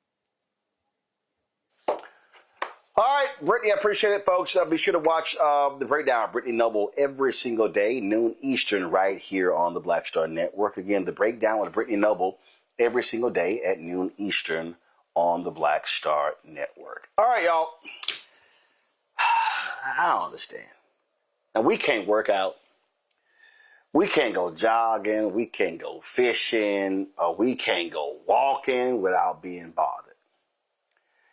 Here's a black man in Tampa, minding his black business, sitting in his car, waiting for the bank to open when this happened. If they called and concerned that you're just sitting here and not really doing anything. I'm sorry, I gotta get this on video. The bank called and said that they're concerned that I'm sitting here waiting for them to open up. Yes, sir. That's crazy. Tampa is out of control, man. But there's another guy sitting. Are you doing business here? Hell yes, I'm doing. This is my bank. Okay, are you gonna go inside? Yeah, as soon as they're open, they open up at 9 o'clock. I can't believe they called you, for real. I swear to God. That's crazy, man. That is crazy. So you're just waiting for the bank to open? Hell yes. I got too much stuff to do at the bank. Too much stuff to do. Place of business. That's crazy though. They called you over here. They said you had alcohol and whatever. So I don't know if they saw you Red Bull as your alcohol. I don't know. So you got to understand it's a bank and people hanging out in the bank parking lot makes them a little nervous. Makes him nervous. A person's out here waiting for the bank to open at 9 o'clock. Well, you got to understand people rob people coming in and out of the banks. That's an issue, right? You understand? They don't even. The employees don't even. They can't even afford what I have. So how would I look like I'm trying to rob somebody? What do you got that's so expensive? I'm just curious. What do you do for a living? What do you got so expensive? I'm an Airbnb in there. An Airbnb in there? Yes, that's right. Right, but they don't even drive the cars. How many Airbnb you got? They don't. A lot of them. They don't even drive the cars. They don't even live. So why would I look like I'm doing something wrong? Because you're the only one sitting in the parking lot. There's a guy right there sitting in front. Yeah. Right there. He's been waiting with me. I didn't see. I can't see him from here, but they said blue Tesla. That's all they said. Right. Come on. And this is my bank. This is the only bank I come to do, and I'm coming to withdraw a lot of money. All right. That's crazy, though. I couldn't believe it. They were just concerned. That's why. When I seen them walk by the first time, I was like... Who walked by? When the employees, because these are all their cars, and they were just coming by, and they were kind of looking like, what is a black guy doing sitting here in front of the bank? What you think, I'm casing the bank out? It has nothing to do with race. I'm just absolutely. an individual sitting in the parking lot. I'm from Tampa. I'm from Atlanta originally, so. So what does that mean? When I came to Tampa and I seen just how it's different. What's different about it? There's just a lot of prejudice. Okay. Yeah. All right. Yeah. All right, bud. Yeah, no problem, man. No I appreciate problem. I'll let them know. Yeah, let them know that I'm coming in to make a deposit, withdrawal, a big withdrawal. That's crazy. No problem. That's fucking crazy. Matt, I will be making a big ass withdrawal, as in I'm shutting my account down. Yeah, and I might be filing a Section 1981 lawsuit for your infringement on my right to contract. I mean, I don't know. I mean, this kind of thing happens so much that it defies all logic, and there's no justifiable reason for it. And I mean, I will say, obviously, at banks, you got to have security and you got to keep an eye on people who might be acting squirrely. But if you have somebody sitting in the parking lot awaiting the bank opening, I mean, that usually is pretty inconsistent with somebody who has a nefarious intent, right? Sitting out in the open, it's obvious that they're sitting there. They're not concealing themselves. It's a pretty easy inference that they intend to go do business at the bank. So, I don't know. I don't know what he's ultimately going to do, but none of this is new. We expect this kind of thing, and I'm sorry this brother went through this. But hopefully, if he decides to get legal counsel, Chase does the right thing and pays him for his embarrassment and infringement on his rights.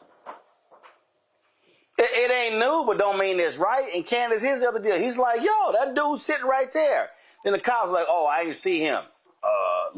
I'm sorry. Ain't like bank parking lots are that damn large. Okay? So let's just be real clear. Then it's like, oh, yeah, they said you out here with alcohol. And he's like, it's an energy drink. And my whole deal with the officer, listen, I get it. He's just trying to do a report. My whole deal is I'm not telling you what I do. I don't have to tell you what I do. Yeah. Yeah. And, let me build upon what Matt said, negligent reporting, infliction of emotional distress, and build upon what you said in that, yeah, there's somebody over there in that car, and now you're treating me differently than that person. Well, then you do have more of an establishment and grounds for a certain type of lawsuit. He was trying to establish a rapport, give a little information, not try to be invasive, not a bad tool when you're working with the police officers, to each his own. I am glad that it worked out well, but I don't think that his job is done yet. Maybe he might take out all of his money, close down his account, and then go pay an attorney like Matt in order to make sure that they can get their lawsuit filed. Okay, what's crazy to me, Michael, he's like, they like, bank wondering what you gonna do. Wait for y'all asses to open. I mean, yeah, I've sat outside. I've sat outside of stores waiting for them to open. Like what? That's like, guys like, what you gonna do? Easy. Wait for their asses to open.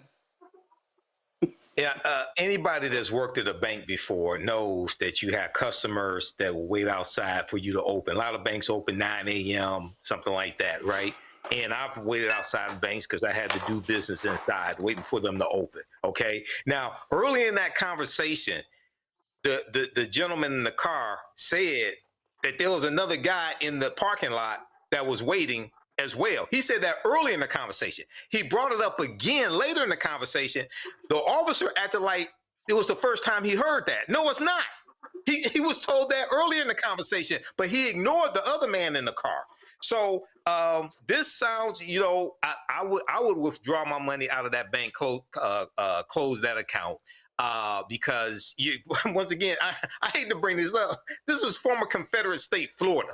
Okay, Florida has a deep racist history, and for them to single him out and say he's out there waiting, and then we assume he's drinking alcohol, so somehow there is something untoward or something like that. Yeah, this sounds like racial profiling to me. But what do I know? I'm just a black man, 55 years old. We'll be 55 in June, so I've seen a lot of stuff. But this sounds like something racial to me. That's what I say. You go in the bank and say, hey, who called the cops? And say I was possibly robbing the bank. There you go. I want to, who called the cops? Okay, was it you? Got it. Give me all my shit. Right. Give me all. So I want you to know you are responsible for me withdrawing all my money from your bank because y'all asses are racist. That's how you handle that. All right, gotta go to the break. We come back. We're gonna talk about a black man on death row in Tennessee. Wait till we tell you about this story. You're watching Roland Martin Unfiltered on the Black Star Network. If in this country right now you have people get up in the morning and the only thing they can think about is how many people they can hurt, and they got the power, that's the time for mourning. For better or worse, what makes America special, it's that legal system that's supposed to protect minorities from the tyranny of the majority. We are at a point of a moral emergency. We must raise a voice of outrage. We must raise a voice of compassion. And we must raise a voice of unity. We are not in a crisis of party versus party. We are in a crisis of civilization, a human rights crisis, and a crisis of democracy itself. And guess what? You've been chosen to make sure that those that would destroy, those that would hate, don't have the final say, and they don't ultimately win. With medicine and science under attack, I want to keep you and your family informed and healthy. I'm Dr. Ebony Hilton, and I knew at the age of 8 that I wanted to be a doctor. So I studied hard and became the first African-American female anesthesiologist hired at the Medical University of South Carolina since its opening in 1824. And I always say I was made into a doctor, but I was born to be a mom. And as a new mom, wife, sister, daughter, and friend, I understand how frightening a medical crisis can be. I care for individuals on some of the worst days of their lives, and it's my mission to provide you with a safe space to gain clarity on issues affecting your mind, body, and soul.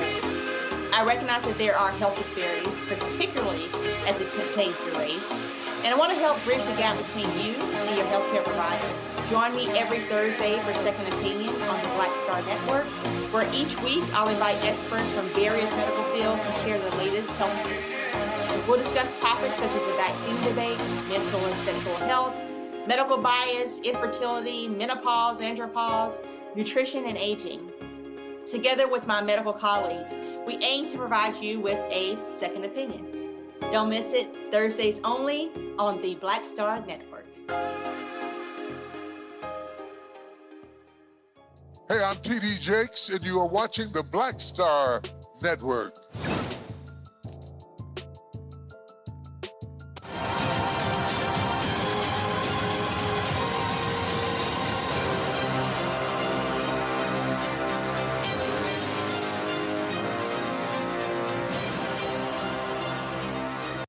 Roe is scheduled to be executed in 14 days for a murder that many believe he did not commit. Tony Carruthers was convicted in 1994 for the murders of 3 people in Memphis, but there was no physical evidence linking him to the crime. James Montgomery, another defendant in the case, accepted a plea deal and has been out of prison for over a decade. Before his release, Montgomery informed fellow investigators that Carruthers was not involved in the crimes. The American Civil Liberties Union has made several attempts to halt the execution, requesting clemency from Governor Bill Lee and filing motions to test DNA evidence and fingerprints related to the case. Now the ACLU, along with multiple criminal justice reform groups, clergy, and Carruthers' family, is urging the public to pressure Republican Governor Bill Lee to stop the execution. Maria DeLiberato, senior counsel for the ACLU's Capital Punishment Project, joins us right now. Maria, this is, okay, I'm totally confused here. So somebody who was involved is now out, and he says guy wasn't involved in this. And it's sort of like, yeah, whatever, we don't care? I mean, essentially, yeah. So Mr. Carruthers, as you noted, has been on death row in Tennessee for 30 years for a crime he maintains he did not commit. There is untested DNA and fingerprint evidence that we are trying very hard to get the state to agree to test before his scheduled execution. And yes, his testimony, the co-defendant had said to federal investigators back in 2010 and 2011 that Mr. Carruthers was not involved. And he accepted a plea, an Alford plea, which is essentially a plea that says he didn't, the state could prove that he committed the crime, and he's free, and he's been free for a decade. And that plea actually came as a result of some DNA testing that he did, which excluded Mr. Carruthers and actually excluded him as well. And there remains an unknown male profile on a blanket that was found with the victims, and we have no idea whose it is. And they're willing to execute Mr. Carruthers without finding that out. What was crazy to me is, why not just test it and see? I mean, what I've always said is, look, death is death. It's final. You don't come back. This ain't Lazarus. You don't come back from death. And so you want to ensure that if you're going to execute somebody, you want to be 100% sure if they actually committed the crime. Absolutely. I mean, there's no excuse for not testing this available evidence. I mean, there really just is no legitimate reason. And, that's a question I get asked all the time.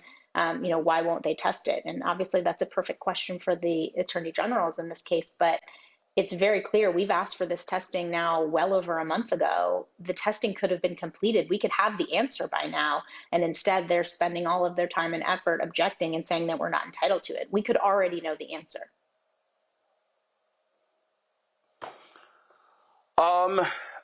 So what more can you do? What can people do? Where else can you appeal to?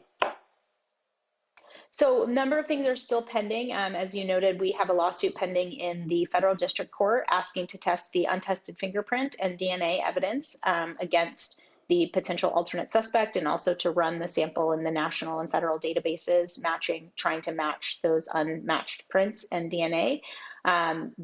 His federal lawyers have also called upon the governor to grant clemency in this case. We've called upon the governor to at least grant a stay of execution to conduct this testing.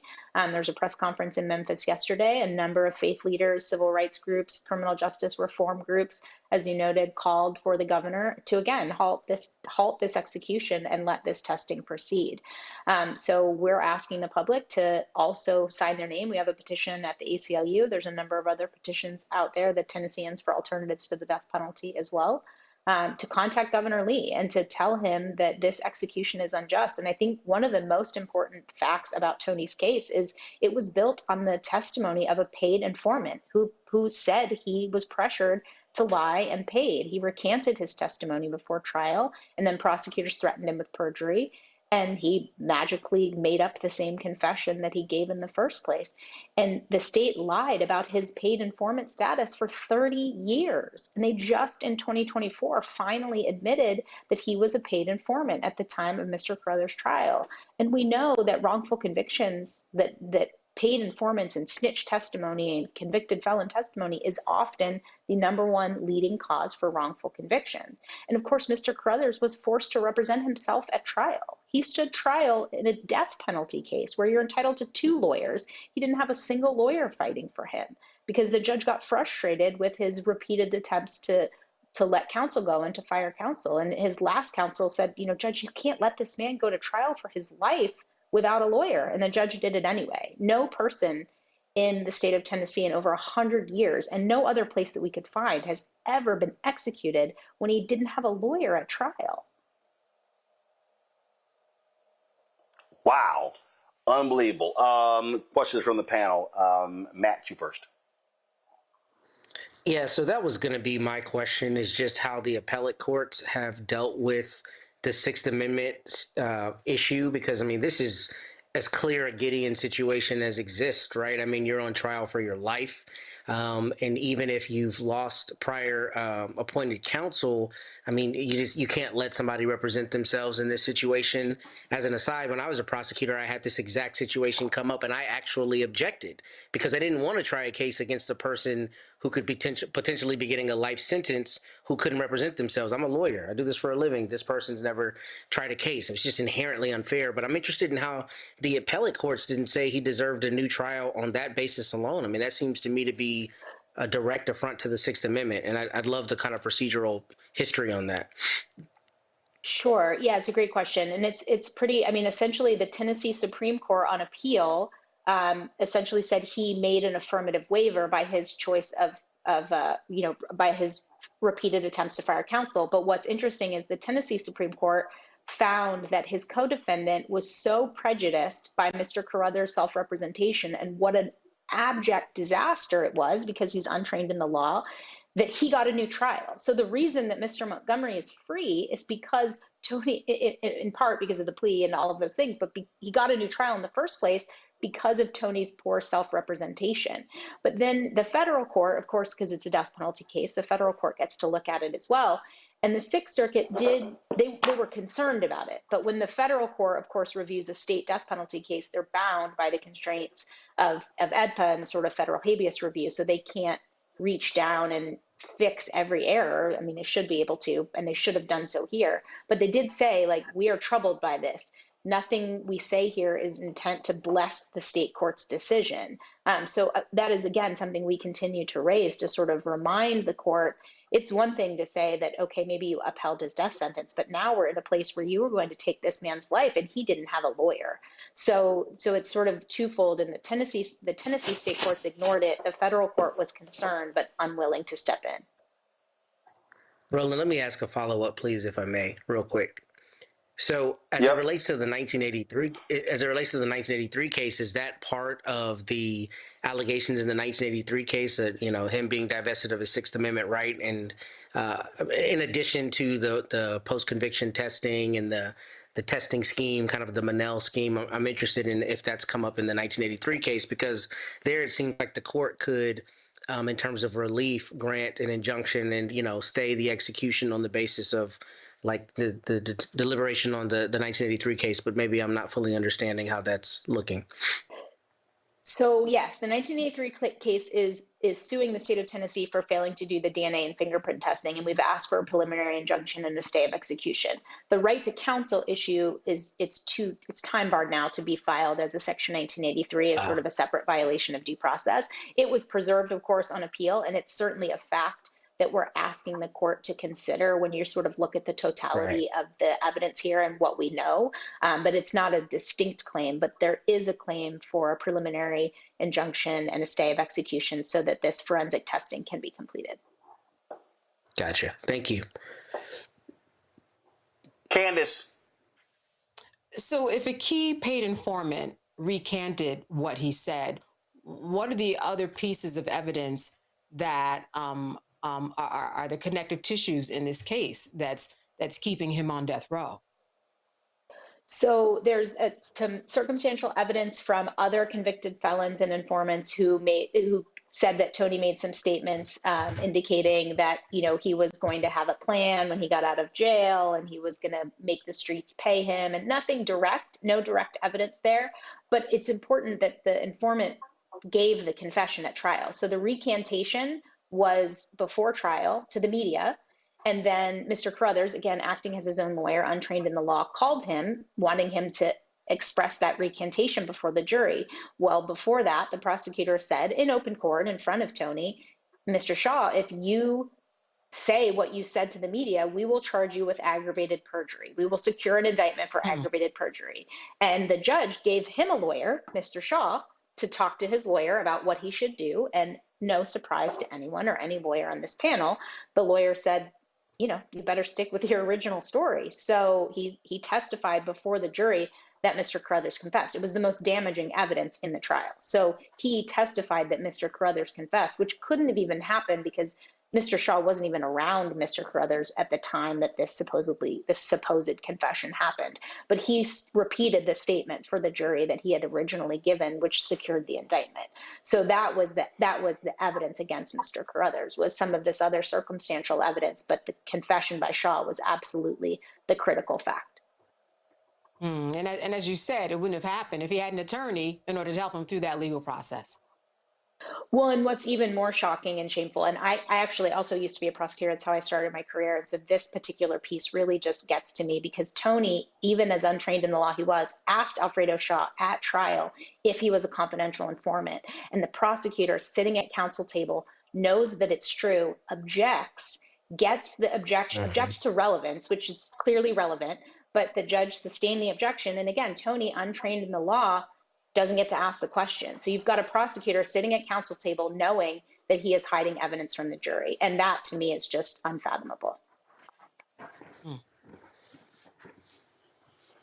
Michael. The question that I had, and this is a mind-boggling case, the question that I had, if I heard you correctly, you all have reached out to Governor Bill Lee's office trying to get a stay of execution or what have you. And I was wondering, have you heard a response from the governor? And if so, I was just wondering, how did they respond finding out that there The conviction was based entirely on speculative testimony from convicted felon and a paid informant, and no physical evidence tying Tony to the murder. I was just wondering, what was the response like? So they haven't responded at all. And there's, of course, several avenues of litigation happening. The ACLU, we are litigating in court on the forensic and DNA testing. He has federal defenders who are arguing the clemency petition. They had a meeting earlier this week with the governor's office. There's been no response. And my understanding is that in these cases, typically the governor doesn't issue a response until probably the day or so before the scheduled execution. But there's been no response by the governor's office at this point. All right, thank you. All right, then. Well, 14 days. Maria, we certainly appreciate it. Keep up the fight. Thanks a lot. Thanks for having me. All right. Thank you so very much. All right, folks, let me thank our panel for being here. I appreciate it. Matt, Candace, and Michael, thank you so very much. Thanks a bunch. Folks, I'm in Houston. And for the 6th year, I was at my alma mater, Jack Yates Senior High School, to hand out my annual $1,000 scholarship. This year, we honored 4 students. Here's some of what happened earlier today. This year, I decided, so the first few years, we did a couple of scholarships. One year, we did 3. So when I was going over the folks who applied for the scholarship, I decided to do 4. There were 2 students. So what I look at is, I look at each essay. The student, right, the first couple of years I actually interviewed all of the finalists, and so I posed a question. This year the question dealt with the issue of misinformation and disinformation. So I wanted to see who actually did research, who spoke in general terms, but who actually did some stuff and offered real concrete examples. And so that really was the deciding factor for me in choosing the winners this year. So first up, let's see here. So we have a general studies winner. We have a communications winner. So first up, the first scholarship award goes to Ariana Curry. Ariana, where you at? Come on. Come on up. All right, Ariana. So how we doing? Is this the same one for the photos that we're doing this? Is that what this thing is? What you doing? See? There you go. Okay, all right. So we'll slide over here. Okay, where's the camera? We're going to get a photo. Slide this way. Baby, ain't nobody gonna take your purse. You can put that purse down. Put that purse on the counter. Yeah, put that purse. Ain't nobody taking your purse. Okay, come on. Here we go. Stand right here. Okay, hold that. Hold it. All right.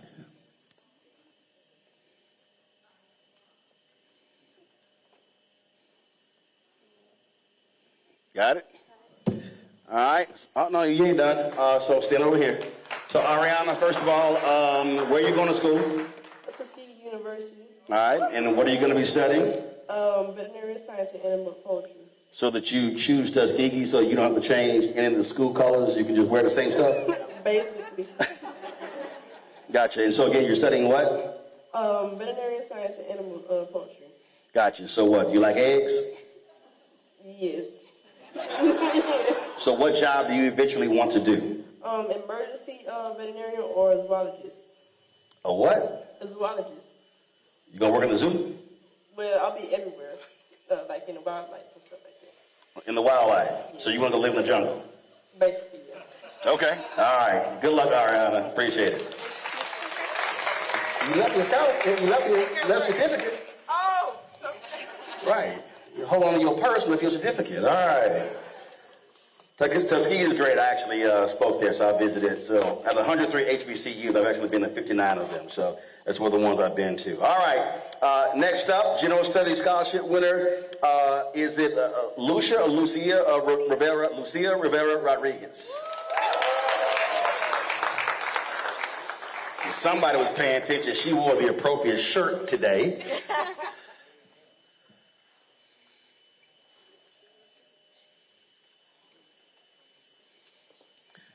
Yes, I am a 1991 graduate of Texas A&M. All right, first off, so what are you going to be majoring in? I'm a major in pre-veterinary medicine. Gotcha. Now, you're going to, but you're not going to Texas A&M in College Station. You're going to Kingsville. Yes. Okay. All right, that used to be Texas A&I. I did not know that. Yes, and that was a slide over here. So you need to do your research. So they're one of the greatest running backs in Texas in Jack Yates history. went to Texas A&I. His name is Johnny Bailey. I did not know that. See, you learn some new stuff every day. Gotcha. Now again, majoring in what? Pre-veterinary medicine. Okay, so what's pre-veterinary medicine versus post? So pre is the beginning of it, and then post is like after. Duh. Like I ain't know that. All right, so you and Ariana gonna be hanging out since you trying to do veterinary. She want to mess with some eggs. Well, I want to do every single kind of animal. Okay. All right, cool. All right, good luck with it. Thank you. I appreciate it. All right, here you go. Your scholarship. There you go. Appreciate it. Oh, and also each one of the scholarships are $1,000. So each one of the scholarships are $1,000. All right, now let's get to the scholarship winners in the area of communications. Obviously, that's important to me. And so first up, welcome up, y'all, Gerald Johnson. You decided to get all dressed up, huh? Okay, come on. There we go.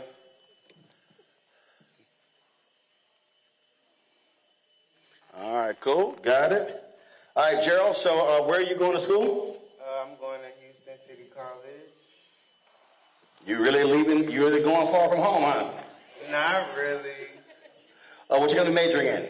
I'm going to be majoring in digital communications. And so what is that you actually want to do? Kind of want to content create, like, kind of like marketing. Just freelance, see where I can get. Freelance? You want a full-time job, Gerald? Of course. Right, Like, so don't say freelance. Marketing, like, see where I can take myself, Marketing, but it's communications. You can just work on the communication side, the journalism side, the media side. Now what are you great at? Video, photos? I'm great at video and photos. Oh, really? Is your work online? I'm sorry, what? Is your work online? How can we see your work? JY Photo Lab. JY Photo Lab. Okay. All right. Well, we'll be sure to check it out. Congratulations. I appreciate it. All right. Cool. There you go. All right. Last up, y'all. The next communication scholarship winner, Nala Orji Kursky. Orjai Kursky. There you got that J. Come on in here. There you go. All right. All right. Were you smiling in that photo? Were you smiling? No, she was not. Yes, I was. Was she smiling? Check the photo. We don't do jail photos. We don't do jail photos. Was she smiling? Get over here and smile, doggone. Girl, you get 1,000. How you get $1,000? You ain't smiling. Smile. I will cut you. Show some teeth, girl. Teeth. Lord have mercy. Taking that jail photo. What's wrong with you? Yes, it is. Yes, it is. Okay. All right, where you going to school? Langston University. I'm about to call them right now. Why? Yeah. Why? The president's an alpha. I did the commencement before. All right, what's your major in? Communications. What's going to be your emphasis? Huh? What will be your emphasis? What do you mean by that? What you focusing on? Oh, photography. Clearly, photography? Oh, what you going to take non-smiling photos? I like to be behind the camera. I don't like being in front of the camera.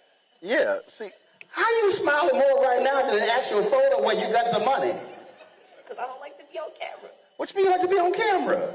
So what if you win a big award one day, you got to be on camera? Then I'm just going to be on camera. I'm more of a behind the scenes person. Like, I'll be behind the camera. Really? I'll be behind the camera. You shoot some good stuff? Yeah. Where can we see your stuff? CEO._productions. CEO._productions? Yeah. Gotcha. So you're the CEO of your own company? Yeah. Okay. So what's the most fun thing you ever shot? I saw somebody's wedding before. That was fun. I got to go to their wedding for free. Well, obviously, if you were shooting a wedding, you went for free. They flew me out. That was fun. They flew you out? Where was it? It was in New York. They flew you to New York? Oh, you must really be good. Because it was through family friends, so they was I'm going to book with you to see if you're really good, and they liked me, so they flew me out. Okay. All right. So, if I come through Langston, you know you better have your stuff together. I am, because I got to have my stuff together because I'm going to be doing the band too, so. Okay, all right then. Okay, well, go ahead and smile. Congratulations, I appreciate it. There you go. I appreciate it. All right then. It is great to provide the opportunities, but I always say this to every single scholarship recipient, your responsibility is to also give back. The expectation for you when you leave here is not just to leave here, but also pour back into students who are still here, next generation, because as you go out and create opportunities in this industry, no matter what the industry is, remember, you have a whole generation that wants to see Yates graduates. For me, my parents were Yates graduates, my aunt as well, and so it was always great being able to see folks who came back to the university. Anytime I get to see David Allen and Felicia Rashad, we always talk about JY, and I travel this country, and I can always run into a Yates graduate somewhere in this country. And I don't think there's any other high school in America that has the love and support of an alumni as we do here at Jack Yates. And so, again, as you go out and do great, I fully expect you to come back and then create your own scholarship and then help the next generation. Get ready to show the photo. So let me shout out Jack Yates Principal Stephanie Square. She's doing an amazing job. That was her at the end there. In addition to my scholarship, she presented her scholarships, and also the class of 1970 presented their scholarships, and another scholarship was given out for a gentleman, let's say Ms. Hilliard, taught at Prairie View A&M University. They gave it a $12,000 scholarship as well. And so it was great great being back on campus. Now y'all know I'm gonna sit here and I'm gonna mess with the students. So they had a group of students who were shooting videos. So of course, you know, I had to go ahead and put them through a little boot camp right on the scene. And then there was this one sister named Emery. So y'all, I'm sitting there talking with them about what are we shooting next, what are we doing? They wanted to interview me, stuff like that. And so I'm helping them set up. And so I then said, hey, can y'all go ask them up front when we gonna start? She goes, I don't see Roland Martin. Y'all, I was standing right next to her. Lord, the other student looked at her like, girl, what is wrong with you? So Emery, I told you I was gonna call you out for that. She did. Now, y'all, I'm the only one standing there with a Roland Martin unfiltered shirt, and she gonna sit here and say, I don't see Roland Martin. I said, girl, your research skills were awful. It was just too. So it was too funny messing with her. So it's great being at Jack Yates. Now, tomorrow, I got to go to Satanville. That's Austin, Texas, University of Texas. You know, that is the arch enemy of Texas A&M. So my niece Elizabeth, she's my brother's daughter. My brother, his wife Miranda, so she's graduated from UT Law School. Show the plaque, show the photo there. So they recognized her. They finally recognized her. They announced it earlier this year. So the chancellors, they're called, that's the student with the highest grade point at the University of Texas Law School. And she is the first black chancellor in UT Law School history. And this was then with the announcement.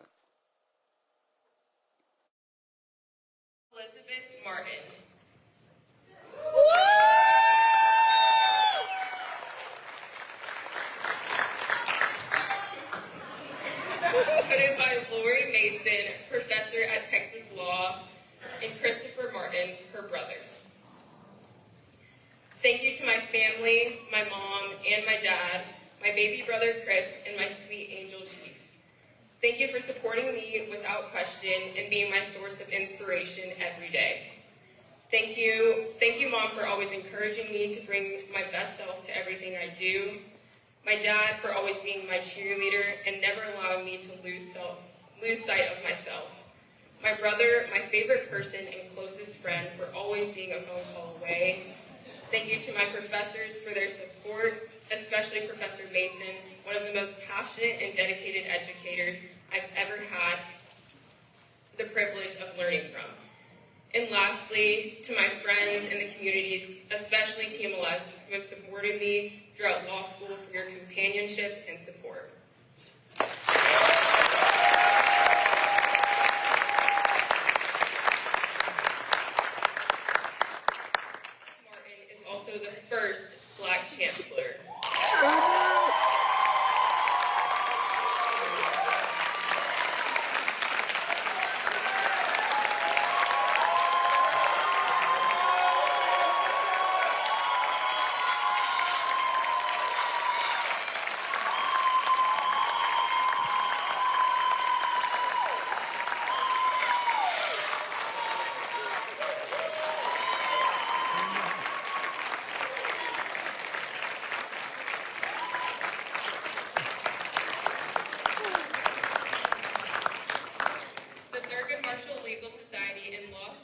for Black Lives will present her with an award.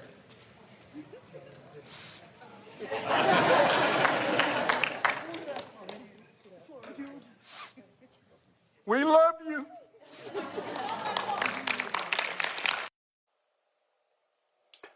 All right, so graduation is tomorrow in Austin, so I'll be the one wearing Aggie maroon to the graduation. Yes, y'all know I'm petty like that. All right, shout out to Logan Johns, one of our interns graduating from Howard University. He sent me a text. Logan said he's going to play golf afterwards. Logan, you know you can't play golf. Stop it. Boy, stop it.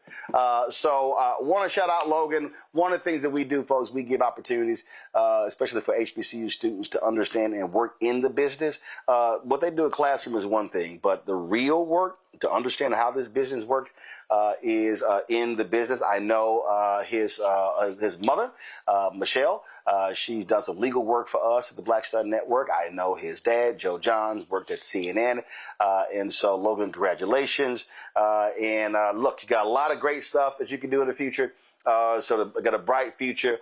And remember, Logan, do the proper research. Y'all, we be kicking Logan's behind. So y'all got to understand, when it comes to working for the Black Star Network, Roland Unfiltered, we don't sit here and play nice. No, we sit here and we teach and we teach and we teach, and we going to make them do the things right. And so Carol is always riding Logan. Same way myself, as well as everybody in the control room as well. And so again, congratulations, Logan, on graduating. I think he's going to be going to graduate school in the DC area. So that means we have to put up with him for a little bit longer. My goodness, I thought, man, we had gotten rid of him. All right, just kidding. So again, Logan, congratulations. And so his mom wanted me to do a video. What, Michelle, y'all can run this video at his party tomorrow. Sorry, I can't be there. I'm here in Texas. And lastly, but not least, y'all, Sunday, Mother's Day. So do me a favor, shout out your moms, as well as if your mothers have passed away, certainly our condolences, and also for the women out there who are surrogate mothers, the one who stand in the gap, raising other folks' kids as well. So we want to shout out them as well. So again, happy Mother's Day. All right, y'all, that is it for us. Please support the work that we do. By joining our Bring the Funk fan club is critically important. We're going to be doing live traveling over the next several months when it comes to these elections. And so your support is going to be critical. Our goal is to get 20,000 of our fans contributing on average $50 each. That's $4.19 a month, 13 cents a day. Lots and lots and lots going on. We've had, let's see here, the last check in terms of our donors was 47,000. I'm looking for the number. Just a little over 47,000. Keenan sent me the number. And I thought I had it at my fingertips, but I don't.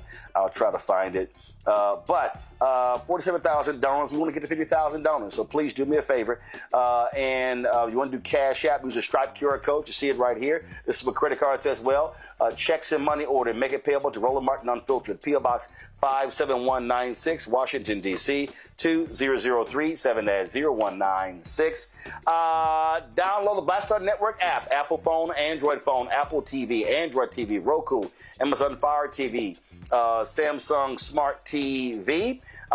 Be sure to get Roland Martin Unfiltered swag. So we got polos like this here. We've got zip-ups, crew necks, you name it, we got it. Get our merchandise. Shop BlackStarNetwork.com and get it. Just take a photo, post it on socials, tag me, and so I'll show it on the show.